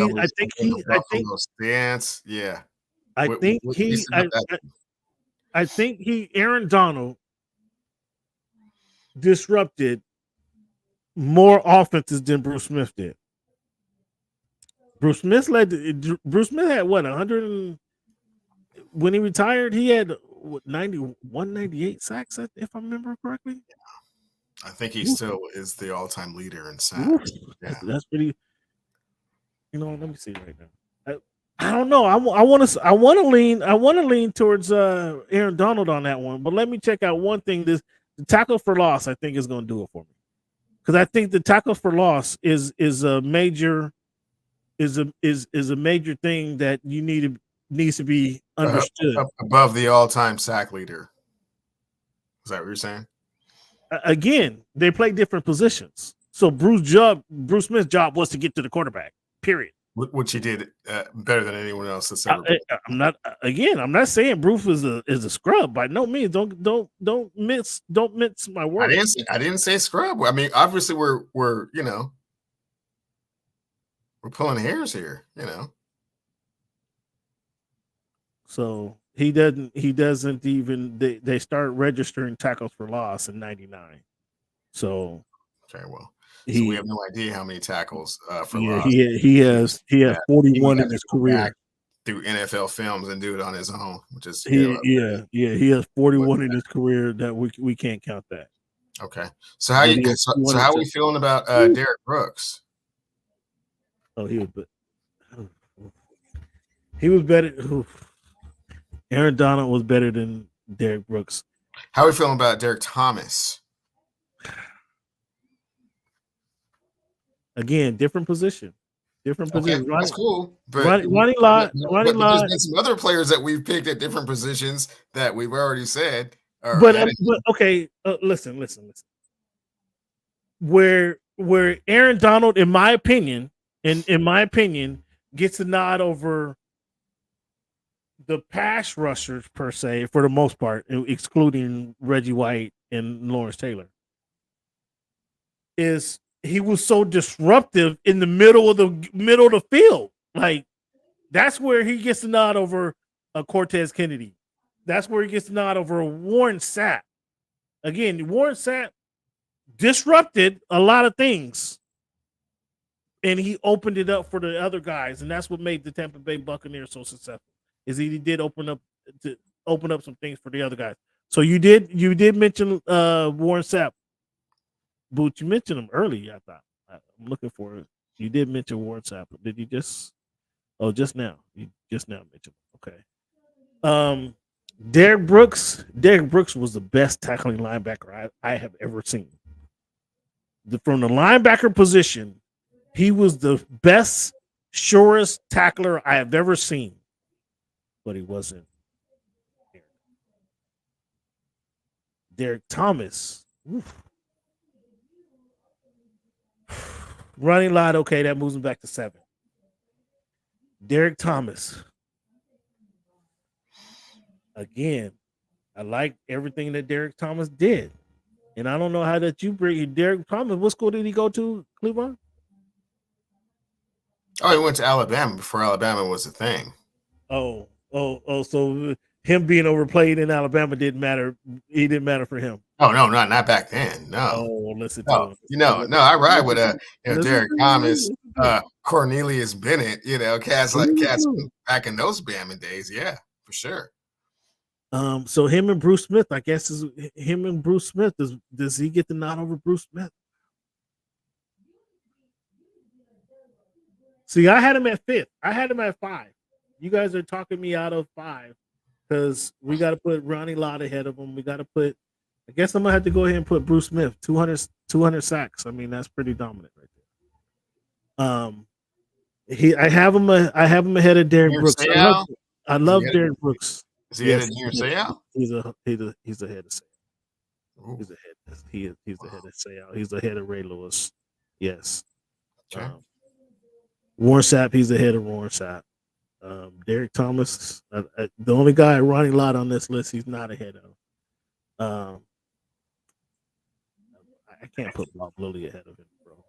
Randy White was Randy White. I love Randy White. Randy White I was wondering when I was watching those early Cowboy games why he wasn't getting the love that he deserved. Ed Reed, Mel Blount, Leon. Yes, he's ahead of the Ed Reed is borderline. Mel Blount, not quite. Yeah, so okay, I got 7 or 8. Cleveland, you got to convince me that you said 15. You said 15. I threw that out very generally because I didn't want to go through the annals of time and pull out every single defensive player that's ever played football. Boots just did it for you. Boots just did it for you. So I got him at 8. Anybody you got an argument with 8? Boots, try me. Let's get after it. I got him at 8. I think Aaron Donald had a hell of a career, and again, is the tackles for loss. Like, that kind of does it for me. Because that's his job. He's not a pass rusher, which Bruce Smith, Derek Thomas, Reggie White are pass rushers. Reggie White can play anywhere on the defensive line. So it didn't count for him just to be on the edge. He made his fame on the edge, but he could play anywhere on that defensive line. If you remember what when I said when I started off with Mejo Green, played with other talent. If you remember, I don't know how much you really watched football back in the day and watched the Philadelphia Eagles with Jerome Brown and how am I having a brain for that head coach? But Buddy Ryan playing Buddy the Ryan. 46. They had Clyde Simmons and Jerome Brown and Clyde Simmons, the linebackers played off of what the linebackers played off of what their Joyner, line Isaiah was going to do. Jenkins, and Eric But Allen. again, they played off of what those guys was able to do up front though. So where they're good, they played off of what. See, I don't like the way you penalize players for playing on good teams. It's just listen. See, this is the point I was making. Those Eagles defenses, like they didn't come up and say, I have right tackle. I'm the right defensive end, or I'm the left defensive end, and I played the defensive tackle on the right side or left side. They played everywhere. Like it was a mismatch. They could show up on one play, they could show up on the left, they could show up on the right, they could show up next to each other. That's what made that defensive line just so tremendously formidable. Is they moved around. It wasn't until he went to Green Bay and he still moved around, but he played the tackle position more so. I mean, he played the end position more so. So that's what made those guys so, because they were so interchangeable. That was the sweet thing about that Eagles defense. And then they had the linebackers that, again, when you have those guys up front that you have to double team or triple team or scheme against, that makes it easy for your linebackers to step up and plug the hole because they're not being touched because these guys are doing what they're doing. Is that why Ray Lewis is so penalized in your pantheon of defensive players? I'm not ready to have that Ray Lewis conversation. It's weird because everyone else was first ballot. Listen. So to my point, who did Ray play with when they won their first Super Bowl? If you remember, play with Saragusa and Sam Adams. Enough said. Saragusa did that job for Ray. Who did they play with in their second Super Bowl? 10 years later in their second Super Bowl. They had Suggs, and I forgot who the other dude was. Yeah, I think didn't the kid Vita play for Washington? No. He wasn't a Husky? He wasn't a Husky? He played for UW, but Vita Vea plays for Tampa Bay, bro. Has his whole career. Who's the you're gonna make me go to the roster. There's another kid I thought he played for. I thought he was a Husky. I thought he was a Husky that went to Baltimore in 2010 to help him win their big Super Bowl. Never mind. Nonetheless, we'll have that Ray. Remind me, we'll have that Ray Lewis conversation on another day. A's fine. Just heard this because different positions, different eras. Yes, there's truth to that. There's absolute truth to that. But just to be a connoisseur of the game, and it's not dinging other players for playing with great players. That's not at all what I'm doing. I'm just telling you that they play with other great players.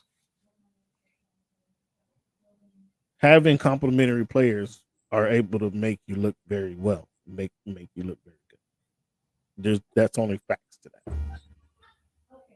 that. But so you guys move. I had him 5 coming into the night. You guys made me move him to 8. That's still top 10 player. I mean, that's still top 10 all time. Aaron Donald was a beast. I mean, you've seen enough of Aaron. I've seen more than enough of Aaron Donald. You've seen enough of Aaron Donald. And again, when the coaches say they have to take him out of the practice so the guys can get a legitimate work in because he just disrupts everything. I mean, that tells you.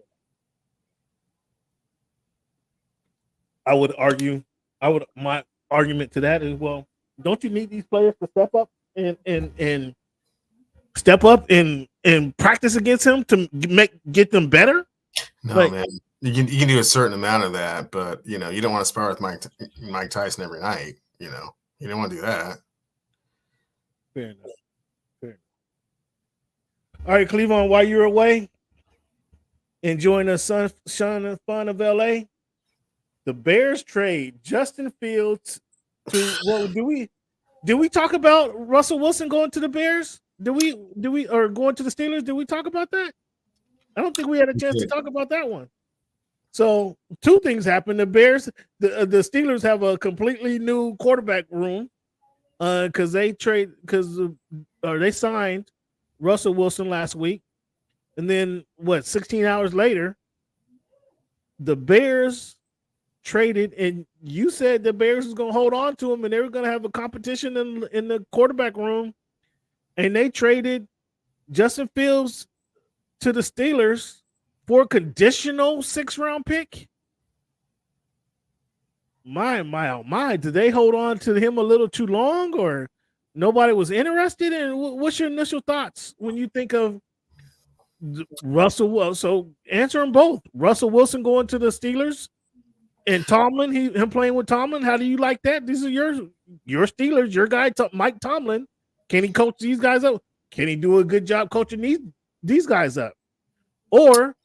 And tell me what's your thoughts on Justin Fields going there? And I got a follow-up question, but let's start with Russell going to the Steelers. What's your thoughts on Russell and the Steelers and joining forces with Mike Tomlin?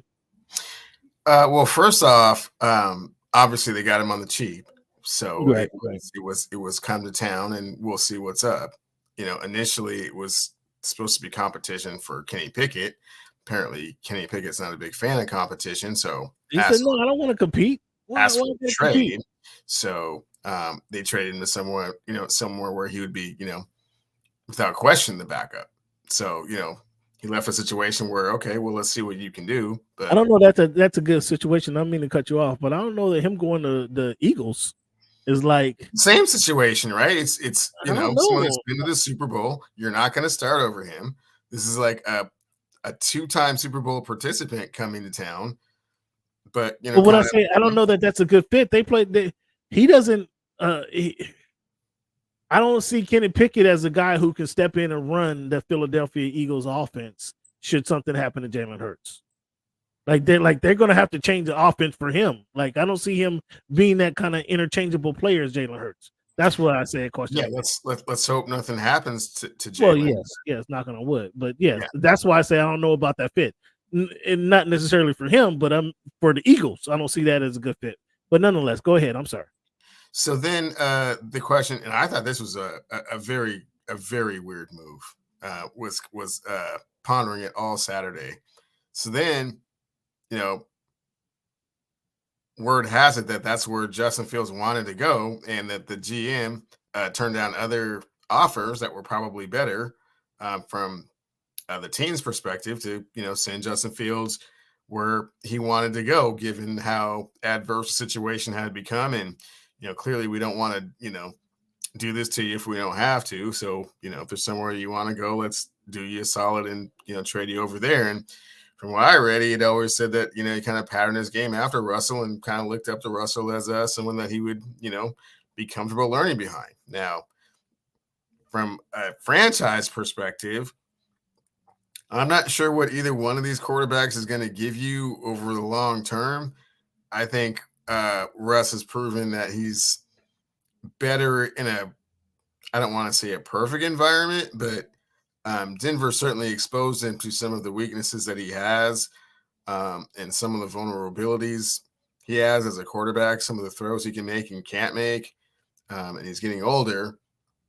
But the whole league turned their back on Justin Fields, so there's a reason for that, and he has to prove the rest of the league wrong.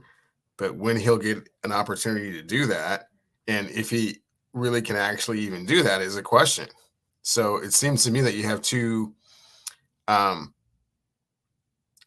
average quarterbacks, but not a whole lot above average. So I don't think either one of them is, I would put them kind of middle of the pack, both of them. So I think you have two middle of the pack quarterbacks over there. All right, so good breakdown. Thanks for the breakdown. Before I get into my retort, how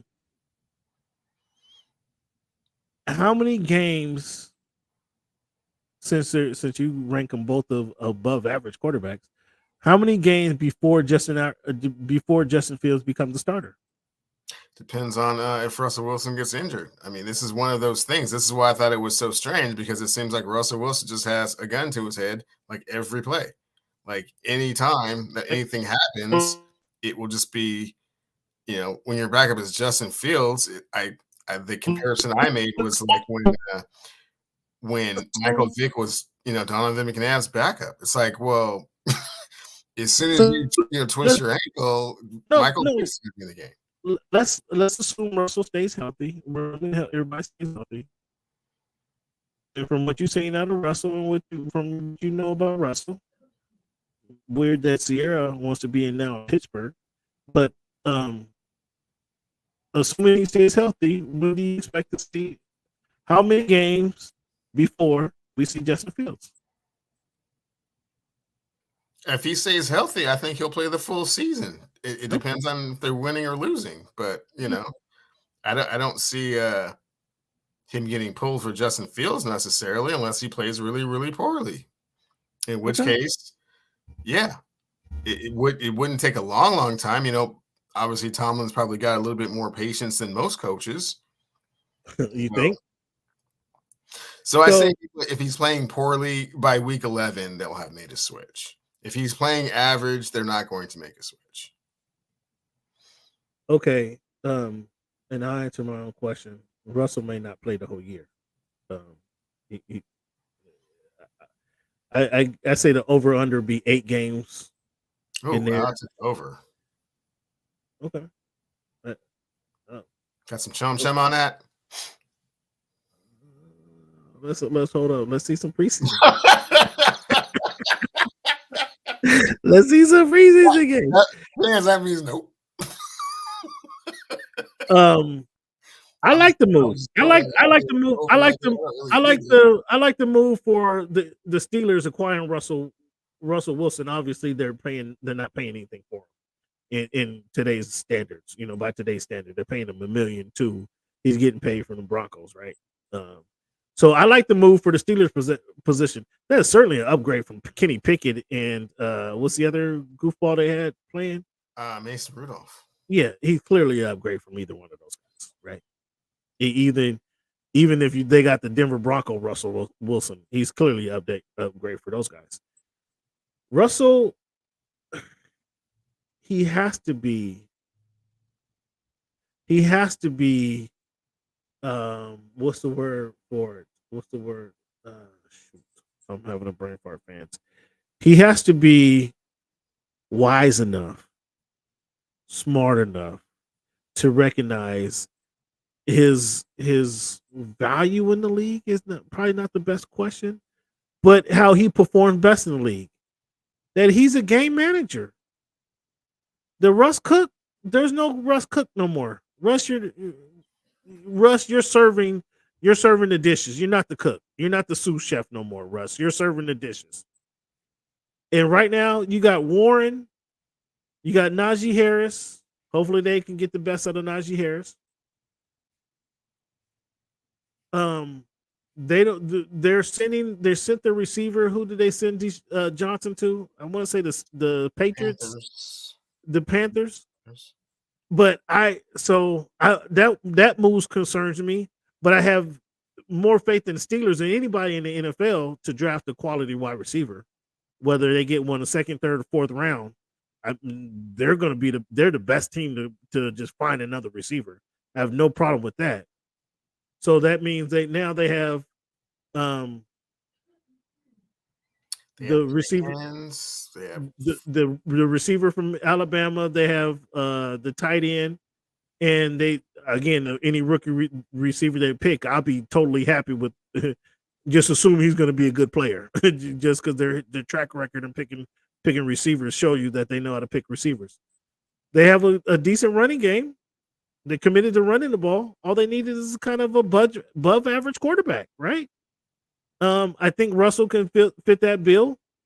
I think Justin Fields going to the Steelers. I'm surprised that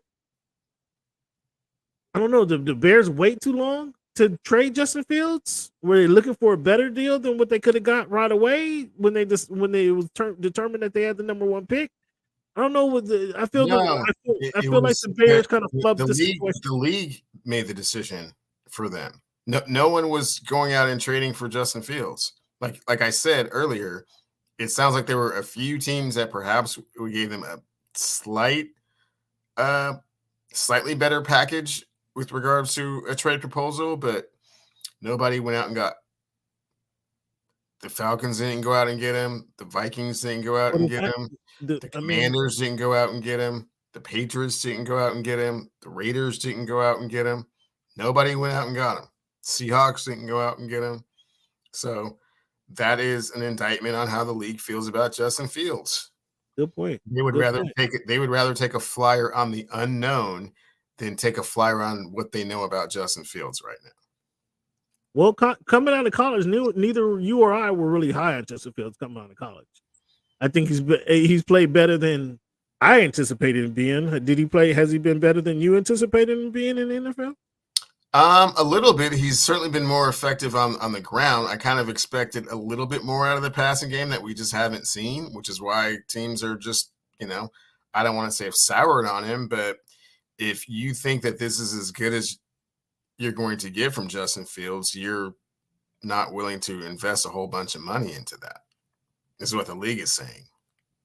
Well, I think I like what the Steelers did. They revamped their quarterback room.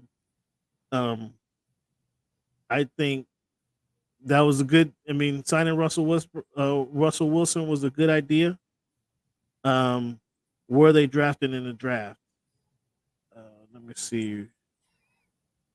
Oh no, they're not. They're not drafting high, right? In the draft, in the mid-20s, right? They made the playoffs. Pittsburgh Steelers are 20. They're drafting at 20. So were they going to get a better quarterback at 20 without moving up than Justin Fields? Absolutely not. So let's send the sixth rounder to the Bears.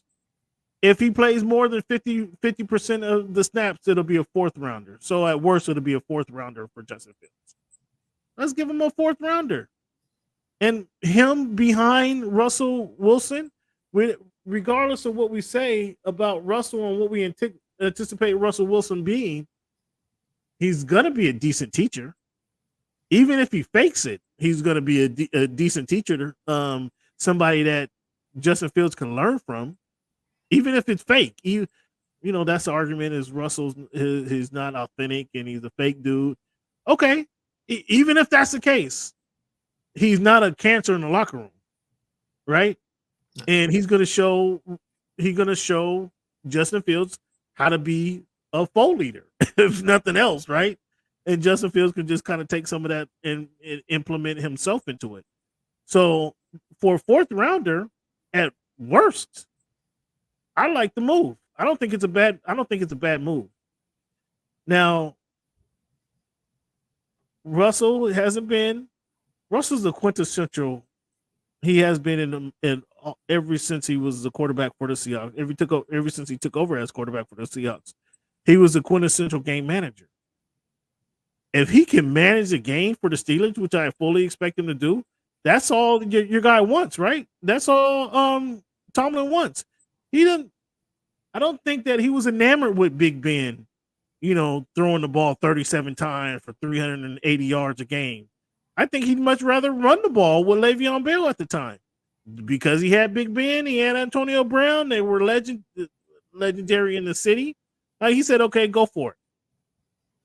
However, he would much rather run the ball. He has Najee Harris again. He has the rookie Warren to run the ball and kind of catch passes out the backfield. That's the offense that he wants to run. Russell Wilson can run that offense. Now he's going to teach the young dude how to run that offense. I think that's a good fit. I think Justin Fields gets a chance to learn. I think Justin Fields gets a good chance to learn from a decent quarterback. If not, even if we all agree he's a fake leader, he gets a chance to learn from a leader in the NFL, somebody who's been to the Super Bowl, back-to-back Super Bowls at that, knows how to, been around the league, been on a few, this is 13 now, knows how to read defenses, knows how to lead a team.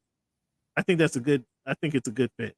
If Russell isn't playing up to standards or he's just okay or below subpar, they want to put Justin Fields in the game. Now, if Justin Fields stinks when after sitting back and watching this, then okay. But again, it's a 4th round pick. It's a 4th round pick. I don't see the harm in it. It keeps the Steelers right there in the same category. They're not going to get a better quarterback at number 20 than Justin Fields. Go ahead, go with it. I'm surprised though that the Steelers got more for Kenny Pickett than the Bears did for Justin Fields. That surprised me. And then when we take a look back at that 2021 draft where Trey Lance goes number 3, Mac Jones goes number 15, and Fields goes number 11, like Trey Lance got traded for a 4th round pick, Mac Jones got traded for a 6th round pick, and Fields, again, at worst, will be traded. It's a 4th round pick, potentially a 6th round pick. I like the situation. I think that's something that I look for him to draft a receiver at 20, and what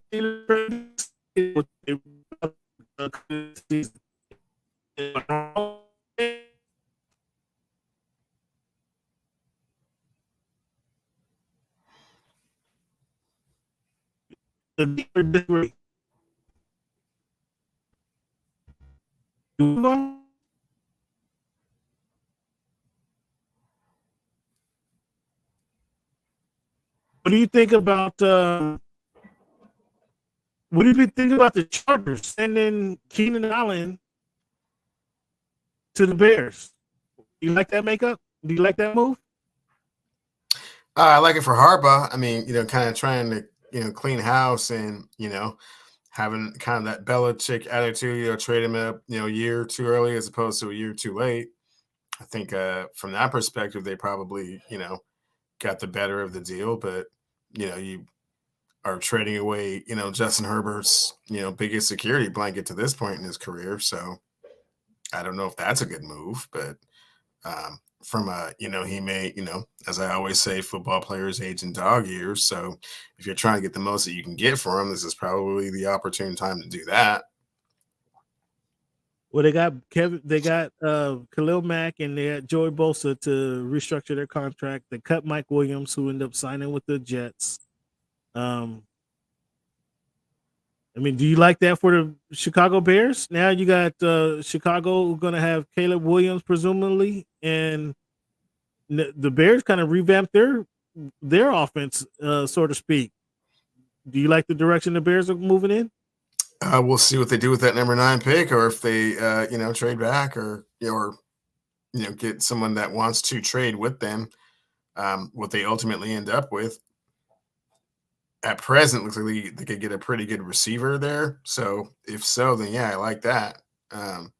You don't like they got DJ Moore. They got Cole. They need another receiver. You don't like DJ Moore? No. Not as your number 1. DJ Moore's your number 1 receiver. You're gonna struggle. So DJ Moore and Keenan Allen, you don't like that combination. You want a 3rd receiver in there? I would like a 3rd receiver. Yeah, I think they would too.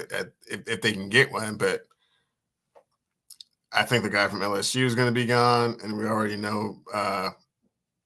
So if they took a Dunze, you'd be happy with a Dunze? Oh. They take a Dunze. He's not going to be around that long. And number 9? If he is, and they take Rome, man. Wow. At number 9, where do you think he's going? Where do you think he's going? The Chargers at number 5? Yeah. So if the Bears, you're confident they're going to take Caleb Williams. You still confident in Caleb going first, or you like Drake May anymore, or you like Jaden Daniels anymore? Caleb Williams will be the number 1 pick in the draft. There's no question about that.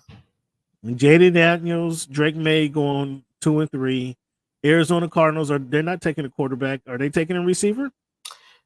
That's who's supposed to be taking Maserati Marv at number 4. The Chargers supposed to take dude from LSU. I mean, that would be the wise move, but who knows what they'll do. They also, I heard they're going to take the lineman from Alabama. That would be the wise move to take. I think they need. They're going with Quentin Johnson and Palmer. Like I like Palmer. Johnson. I mean, he has some big shoes to fill. I think they need that receiver from LSU, in my opinion. But let's not forget, cats are going to be wanting to trade up to get those quarterbacks, even though I don't feel confident really in any of them. But I guess what the latest projections have been is that 4 quarterbacks will be gone in the top 12. Yeah, I heard. I think only one is deserving of that, but yeah. Well, JJ McCarthy is somebody going to trade up and get him, or the Giants going to take him at 6? Like, so I'm trying to figure out where you say Rome is going to go. Is he going to go to the Tennessee Titans at 7? Is he going to go to the Falcons? He's not going to the Falcons at 8. Like the Falcons have, they could use them, but they have Pitts. They have Pitts and Drake London. I can't believe Drake London runs a 4.6 and is a wide receiver in the NFL. But Adunze is what he running. If he ran a 4.5, it's not like he's a speedster. He's coming with more the same size as Drake London. 4.7, yeah. So who's gonna be there? I mean, he would be there at number 9, I would suspect. If he's there and they take him, I feel way differently about him. Watch out. For the Bears and Caleb. So you got Caleb throwing to Keenan Allen, and you don't like Roman DJ Moore. And DJ Moore and DeAndre Swift. Oh, wait, now DJ Moore looks good. Now DJ Moore is a good player. As their 3rd best receiver, yeah. Oh, you see how it works? You see how playing with good talent changes things? You see how playing with good talent changes things? You had a Pro Bowl caliber receiver, and all of a sudden DJ Moore's not playing out of position. Yeah, that's great. You got Dunze as a Pro Bowl caliber receiver? Yeah. Day one? Day one. Where's Penix going? No idea. I saw it hurts me to say this, but I did see a mock draft that had the Dolphins taking Penix at 20. Wow. It hurt my heart. I think he could flourish in that offense, but what are the chances of him seeing the field? I mean, that would be kind of rough for him. What, 21? Excuse me, they had 21. But I mean, they need a backup quarterback. But gee whiz. It was in the first round. No, you don't. I mean, if they do that, that's up to them. But typically, you don't have someone in the first round to be a backup. They need some. They might want somebody to push. Oh boy, they might want somebody to push. Oh boy. So the Williams signing with the Jets. You like that move for your Jets, or your guy Mike Williams? You like him signing with your boy Salah? Oh yeah, that's cool. I mean, come on over and see what you can do. I mean, I don't really have that much confidence in him staying healthy, so I don't really put a whole lot of stock in the significance of that move necessarily. Jerry Jeudy signed the 3-year deal with the Browns. You like that move? I do like that move.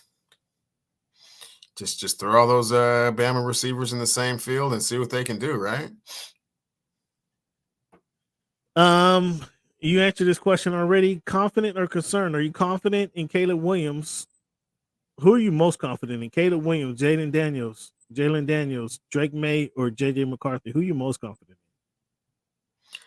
Caleb Williams. Who are you most confident in? Who are you most confident in having a better season? Deshaun Watson, Joe Burrow, Justin Herbert, or Aaron Rodgers? Or excuse me, the question is not having a better season, making the playoffs. Deshaun Watson, Joe Burrow, Justin Herbert, or Aaron Rodgers?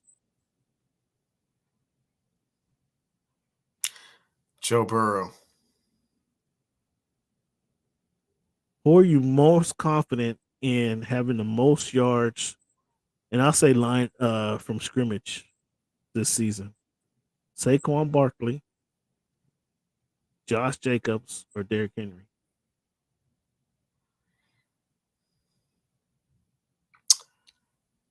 Derrick Henry. Having the most yards from scrimmage? Yeah. Josh Jacobs and Saquon catch out the backfield. They sure do. Wow. No confidence either one of those guys, huh?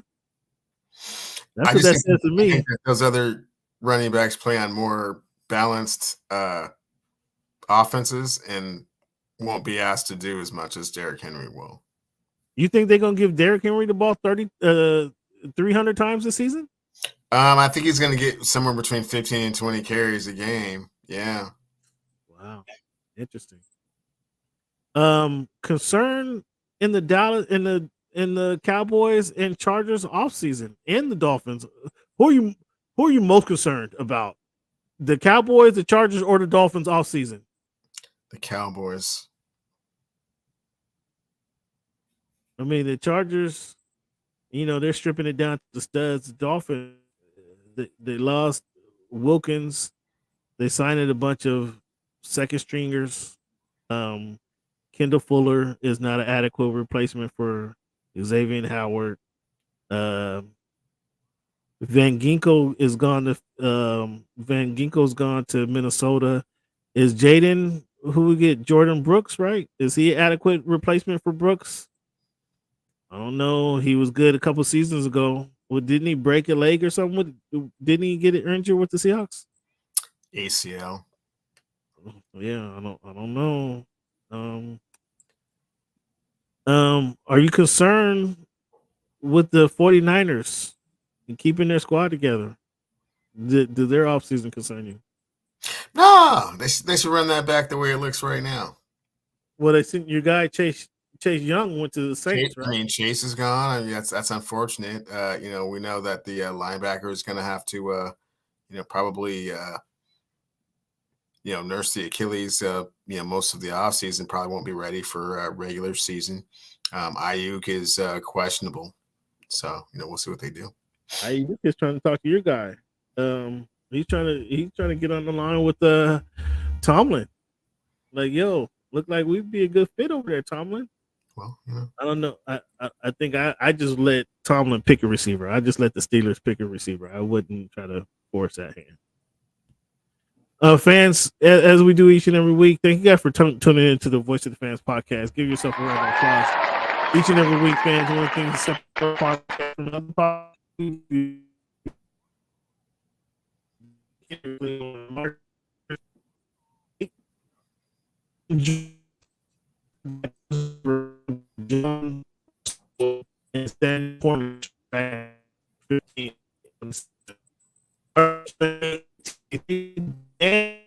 Massacre is the first machine to manufacture an entire shoe. That was 1883. Thank you, Jan. March 23rd, 1916. Often cited as the father of Black Pride, Jamaican-born Marcus Mosaic Garvey arrived in America.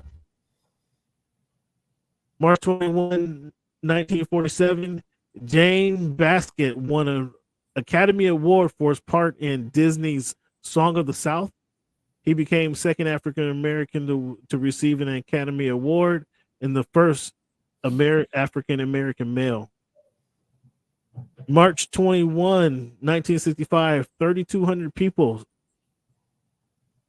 started on the third and finally successful civil rights march from Selma to Montgomery, Alabama. 54 miles, man. Interesting. Again, I didn't know up until a couple weeks ago that they tried that three different times. Because we talked about Bloody Sunday a few weeks ago. March 20th, 1968, Wilt Chamberlain became the first center in NBA history to lead his league in assists. He ended the season with 720. That was 8.6 per game. March 21st, 1990, Namibia gains independence from South Africa after 75 years rule. March 20th, 2005, Cleveland Cavaliers, LeBron James become youngest at age 20 and 80 days. Youngest NBA player to score 50 points in a game as the Cavaliers lost to the Toronto Raptors. His the 56 performance was James franchise's record. March 20th, 2005, Major League Baseball players and owners agreed to remove fines and possible discipline for positive testing of steroids, Cleveland. This left suspensions as the only punishment. Were you familiar with that? Repeat that one more time. That sounded kind of strange. March 20th, 2005, Major League Baseball players and owners agreed to remove fines and possible discipline for positive testing of steroids. This left suspension as the only punishment. Yeah, that sounds about the right time. It was right when everyone was starting to kind of get indicted. That's it. It's probably shortly after McGuire had to admit it and Palmeiro had to admit it. Palmeiro said, I've never done it, and then I've never done anything. What's your thoughts of baseball starting in South Korea at 6 a.m.? It's 6 a.m. on the East Coast. Did you wake up to see it on the West Coast? No. The Dodgers playing. I don't know who that benefits. I mean, I know that South Korea is, very, big on baseball, and they have their own league. And during what was it, COVID that they were still playing? It was either COVID or during some type of delay. That was like the only baseball to watch. So certainly they were avid fans, but yeah, I don't know what the benefit is of starting the season over there. That's kind of weird, and so much earlier than everybody else. So kind of. Yeah, it's very weird, Cleveland. Let's see. I don't know if I can pull this up, but my question is for you: who do you have winning in the men's bracket? Do you remember? Connecticut. You got UConn repeating. Mm-hmm. I think I got Purdue repeating, or not repeating. I think I got Purdue winning it all. Well, good. That's great news. In fact, let me see. You said you got Connecticut. You got them. Let me see. Where do I got Connecticut getting knocked out? Because I don't have them even in my Final Four.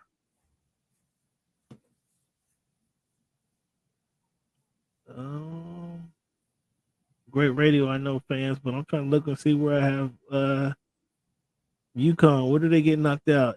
They beat Stetson. FIU, they lose to FIU. I got them losing in the second round. 1-8. Okay. 1-8, Cleveland. That's interesting. What gives you confidence that UConn's gonna pull it out? Experience, and they've been blowing pretty much everybody out all year. I just don't see any true opposition in their path. I could be wrong. It is the tournament. That's what makes it so magical. It's one and done, and anything can happen. I just don't foresee it. Where do you have Edie? Do you have Purdue getting past the second round? I think I have those guys in the Final Four. Yeah, I got Purdue. I'm taking a shot, man. This is third crack at it, man. Come on, Edie. Edie, if you don't win it all, Edie, you might not get drafted, big fella. Do you have any Cinderellas in the men's bracket? Not in the Final Four, no. Any tournament snubs? Who did you see as a snub? I didn't really see any snubs. I mean, I know St. John's and Pittsburgh were crying and whining and stuff. I mean, do better in your tournament. Do better during the year. Ooh, there's plenty of opportunities to make the tournament, and yeah, I like it. Cleveland say just do better, huh? Yeah. Like just grab the rim. Just grab the rim, huh? Just grab the rim. I just don't like it when coaches start, complaining and boycotting the other tournament because they think it is hard to repeat. And I'm trying to think of I believe Florida was the last team to repeat, and that team was stacked. That was a team with Joakim and everybody's kids were on it. I forgot who else was on that team. Brewer was on that team, and then the dude from the point guard Green was on that team. That was a really good team, and Yeah, the forward who's still playing for Florida in 06-07. Dude who's still playing in Boston right now. The Brazilian dude. Brazilian. Yeah. Oh yeah, Tito and Al Horford was on that team. That's what I'm talking about. Yeah. So that was a really, really good team. This team's not nearly that good, so I'm not trying to make comparisons by any stretch of the imagination between those two teams. But I just think that they're good enough to do that. Cleveland, what do you think of what do you make of Long Beach State Dan Munson situation? Got fired, allowed to coach his team in the Big West Conference, and they'll end up winning the tournament. What do you think? Does he coach them next season? He's been there 17 years. Does he coach them next season?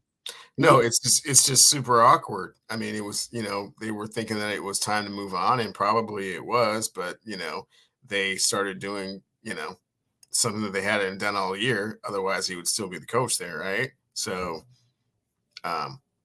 it's just, I don't want to say an unfortunate situation. It's, it's comical to us in the media that it's not even, dead man walking. They've already made their decision. It's just, how far now. It's just a matter of how bad does this decision look? If he goes to the tournament and wins 2 games, well, now you just look really, really silly. So you don't think you don't think he can continue his career? You don't think it's not at Long Beach State. You can't fire somebody and then be like, "Oh man, we were just kidding, man. You did good after we fired you." I mean, that doesn't. Yeah, they're gonna give him his job back. He won't get his job back. You neither, huh? Which is so weird. Yeah. What if they get to the Final Four? I mean, come on. Yeah, you fire me. You let me play out the string, and then we go on a run. Like that shows that the kids support him, that they follow him. That shows that he's a good coach. Who knows how long the kids are going to be there? You never know. There's transfer portals. There's people graduating. You guys are cold. Yeah. So why not be like Bo Schembechler?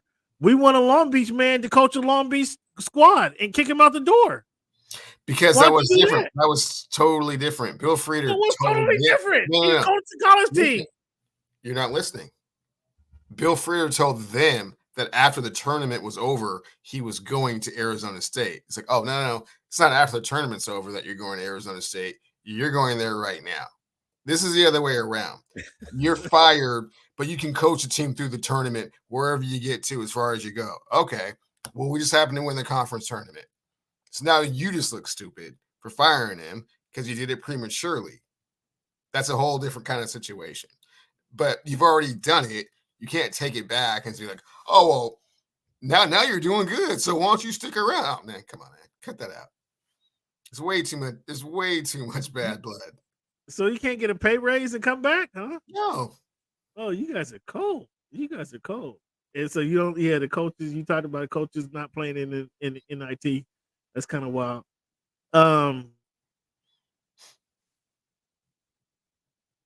Talk about the women's bracket. Does South Carolina repeat? South Carolina didn't win it last year. LSU won it last year. Does South Carolina win it this year? I think so. I got South Carolina win it. I got South Carolina playing LSU. What's your logic as to why they put LSU and Iowa in the same bracket? It's just the way the seeding, like that didn't make any sense. That didn't make sense. Well, because LSU wasn't a 1 seed, right? I mean, you could put it home. Okay.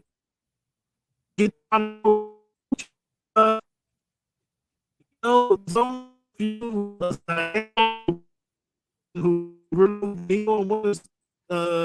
basketball, was college basketball. Don't you want the 1 star to kind of grease the skid so she can get to the Final Four? I mean, don't you want to kind of make that situation work out a little bit as best you can? Oh, so you're doing the seeding around this one player that's the more marketable player, as opposed to seeding the teams where they rightfully are deserved to be seeded. You made the Iowa Hawkeyes a number 1 seed. So okay, you're not trying to obviously they're one of the better teams in the league, right? So why can't you have? It just doesn't make sense that you'd have them competing with one of the top teams in the league before you get to the Final Four. That's all. Eventually, you're going to have to do that, though. Again, okay, all right. I don't know. You couldn't have her play in the same conference as Stanford and Gonzaga versus where. So I mean, what are we talking about? The regional finals that they would meet at the earliest? Yeah, the regional finals. Okay, well, yeah, that's not the Final Four. That's not the Final Four, and bringing all of Iowa to the Final Four. Because LSU is not a 1 seed.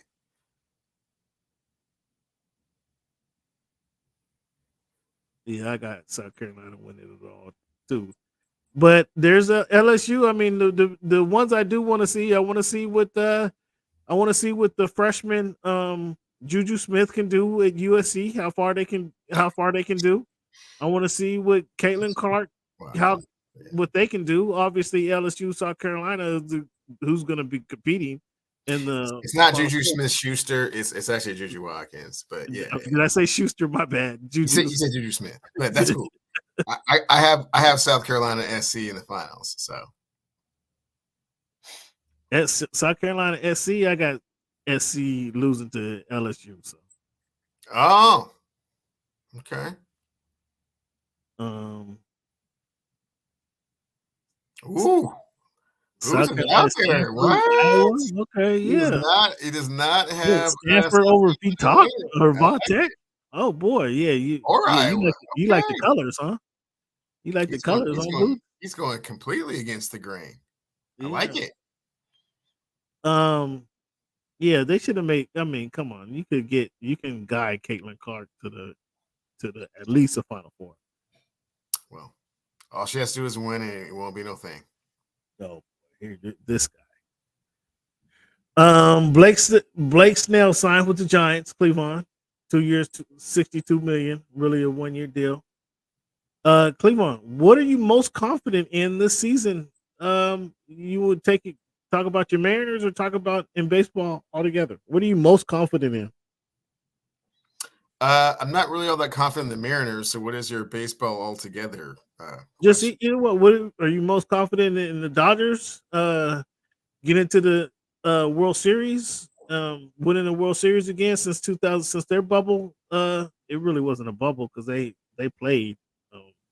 They actually played in legitimate ballparks, but they're more confident in the Dodgers getting back to the World Series. So the NBA wasn't a legitimate basketball court. You know.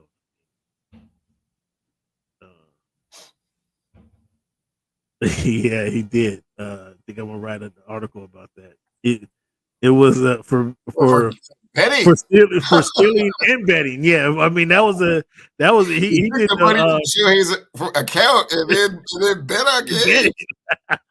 Wow, he won't miss this. He won't miss this.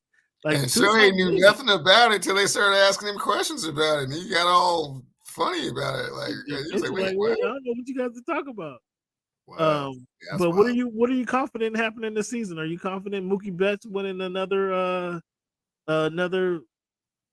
Gold Glove and a silver bat? What are you looking forward to this season?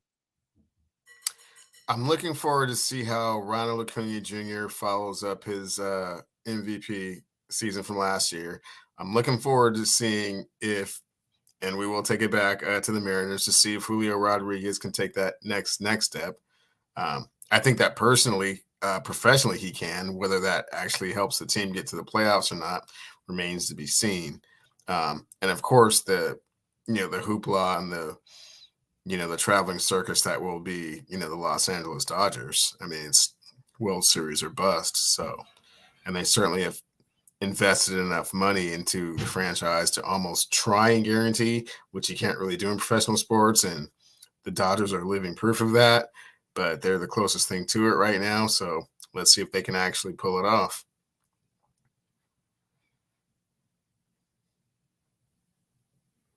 He called the Dodgers a traveling circus. For sure. Yeah. All right. Well, we'll look at those few things over the course of the season. What do you? Okay, I'll take it you didn't watch any boxing over the weekend. I take it you didn't watch Zepeda just pound the shit out of old boy in 4 rounds. I'll take it you didn't watch that, right? I missed that one. Yeah, I missed that one. But I tell you what I have seen though, people keep sending me is these highlights of Tyson's training. Boy, come on, he's 57. Come on, did he look like 86 or what? No, he looked like a killer, like a beast. But I just don't think that gym workout translates into the ring, and it's not even 57 anymore. Apparently, since last we spoke, he's old. He's like a year older. He's 58 now. But you like the tape. But you like the tapes of Tyson. Yeah, the tapes look like, oh man, you want no part of that till you get in the ring and realize, well, it's 57, 58. All right. Did you see Munguia? Boots, did you do any homework? Did you watch Munguia's fight, Boots? Any thoughts on Munguia? And had his press conference with Canelo over the weekend. They're fighting May 4. We're 2 fights away, so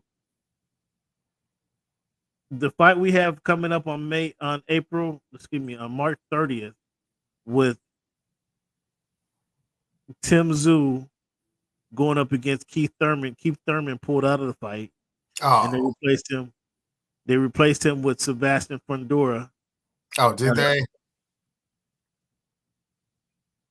Boxing. Boxing. Yeah, they had to replace him with somebody. Tim Tszyu coming over here from Australia wasn't a show that what he can do, and this is actually a title match. So yeah, Keith Thurman is out. Fundora is in. Fundora, the 6 feet tower, 6'5" towering inferno, they call him. Dude is 6'5", 154 pounds.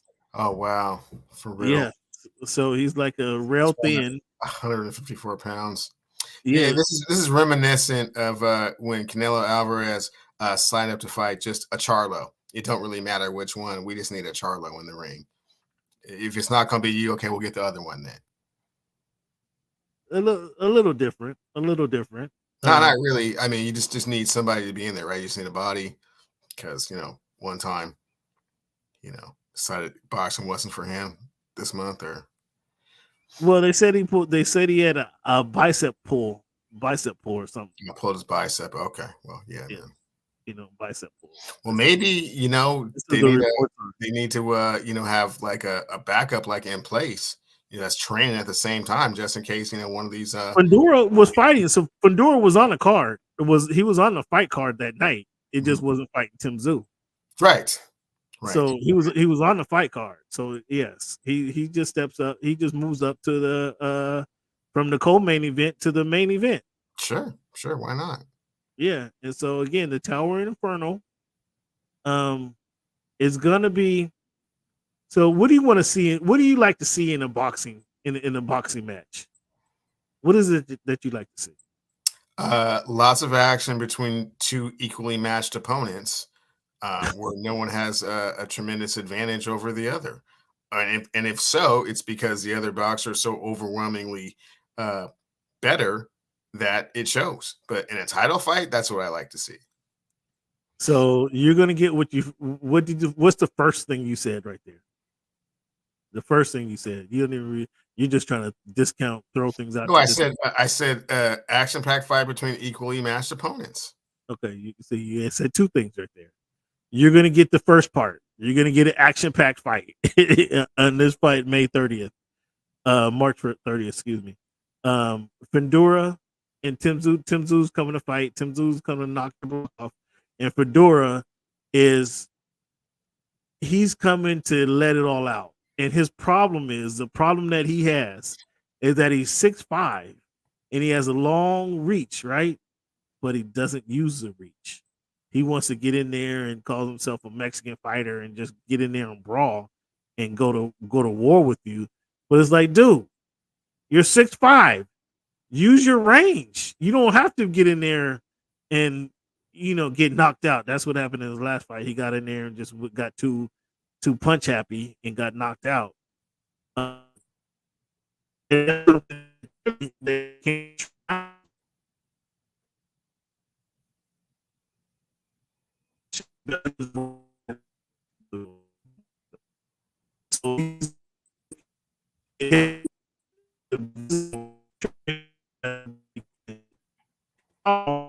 He wants to get in there with somebody and not use the range that he has, and that's probably going to be what happens in this fight too. He's going to get knocked out because he's trying to brawl with somebody who has who's a better puncher, more refined puncher, and a better boxer. We're probably going to lay him out again. Fundura's a cool guy. Great interview, really nice kid.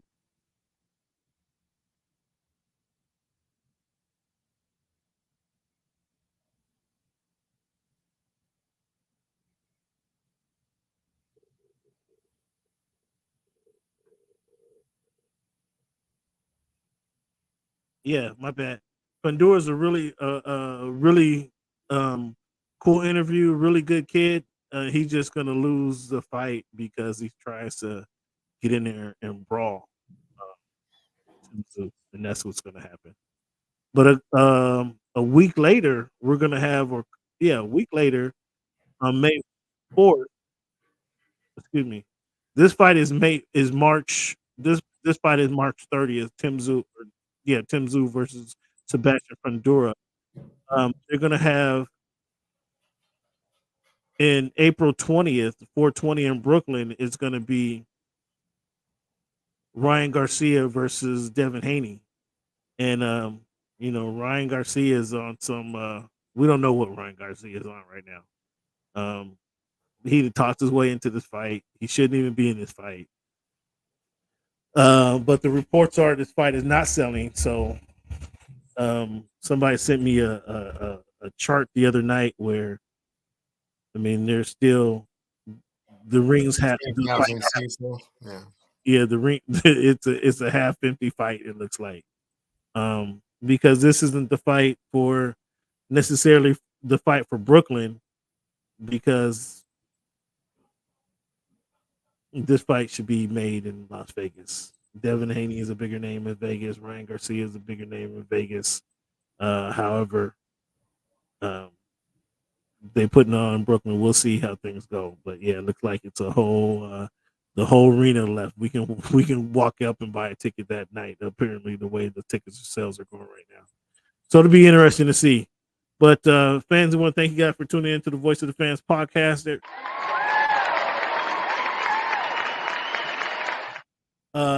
Another thing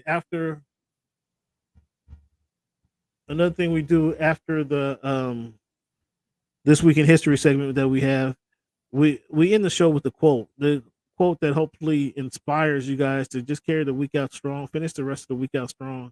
And my quote for this week is, as human beings, our greatness lies not so much in being able to remake the world as in being able to remake ourselves. Once again, Cleavon, as humans, our greatness lies not so much in being able to remake the world as in being able to remake ourselves. That's something from Mahatma Gandhi, Cleavon, just to help you guys. Yeah, thanks for tuning in, Boots. Shout out to Boots. Give Boots a round of applause. And I think this is a good quote. I repeat it one more time. As humans, our greatness lies not so much in being able to remake ourselves or remake the world as in being able to remake ourselves. Mahatma Gandhi. So remake yourself, Cleavon. Remake yourself, fans. Follow your dreams, follow your passions. Get out there and do it. You can do it. We got faith in you. And do what you need to do, fans. And we'll be here next week for you guys to talk about it. And as always, Cleavon, let's thank Cleavon for showing up. Give him a round of applause. And as always, and Cam, thanks for being a living example of that quote, and just the way that you've been able to do exactly that, man. Much congratulations to you for sticking it out. Huge sacrifice. I don't want to say leap of faith because you're always a very confident dude, but a much heartfelt congratulations to you for getting your master's from Syracuse. Quite an accomplishment. Oh man, appreciate the love, and I hope this shows an example to everybody, Cleveland, on the path to do what they want to do, follow their passion, follow their dreams, man. That's one reason we do the show. Another reason I give you guys these quotes each and every week is to kind of inspire you guys to get out there and follow your dreams. And if I can just be an example of that, I'm not going to tell you something I don't believe in, first of all, but then if I can be an example of what I'm talking about, hopefully you guys will listen to me a little bit more and follow what I'm saying. That's my path, man. That's why I want to do it, and I appreciate you for being on the journey, Cleveland. Thank you. And as always, fans, I want to thank you guys for making our voice your choice. Tune into the Sunday special if you have an opportunity, and obviously next week, next Monday, when we have episode 285, Cleveland, and we'll see what happens between this week and next week, and we'll have a lot to talk about. Thank you guys for tuning in. As always, thank you for making our voice your choice.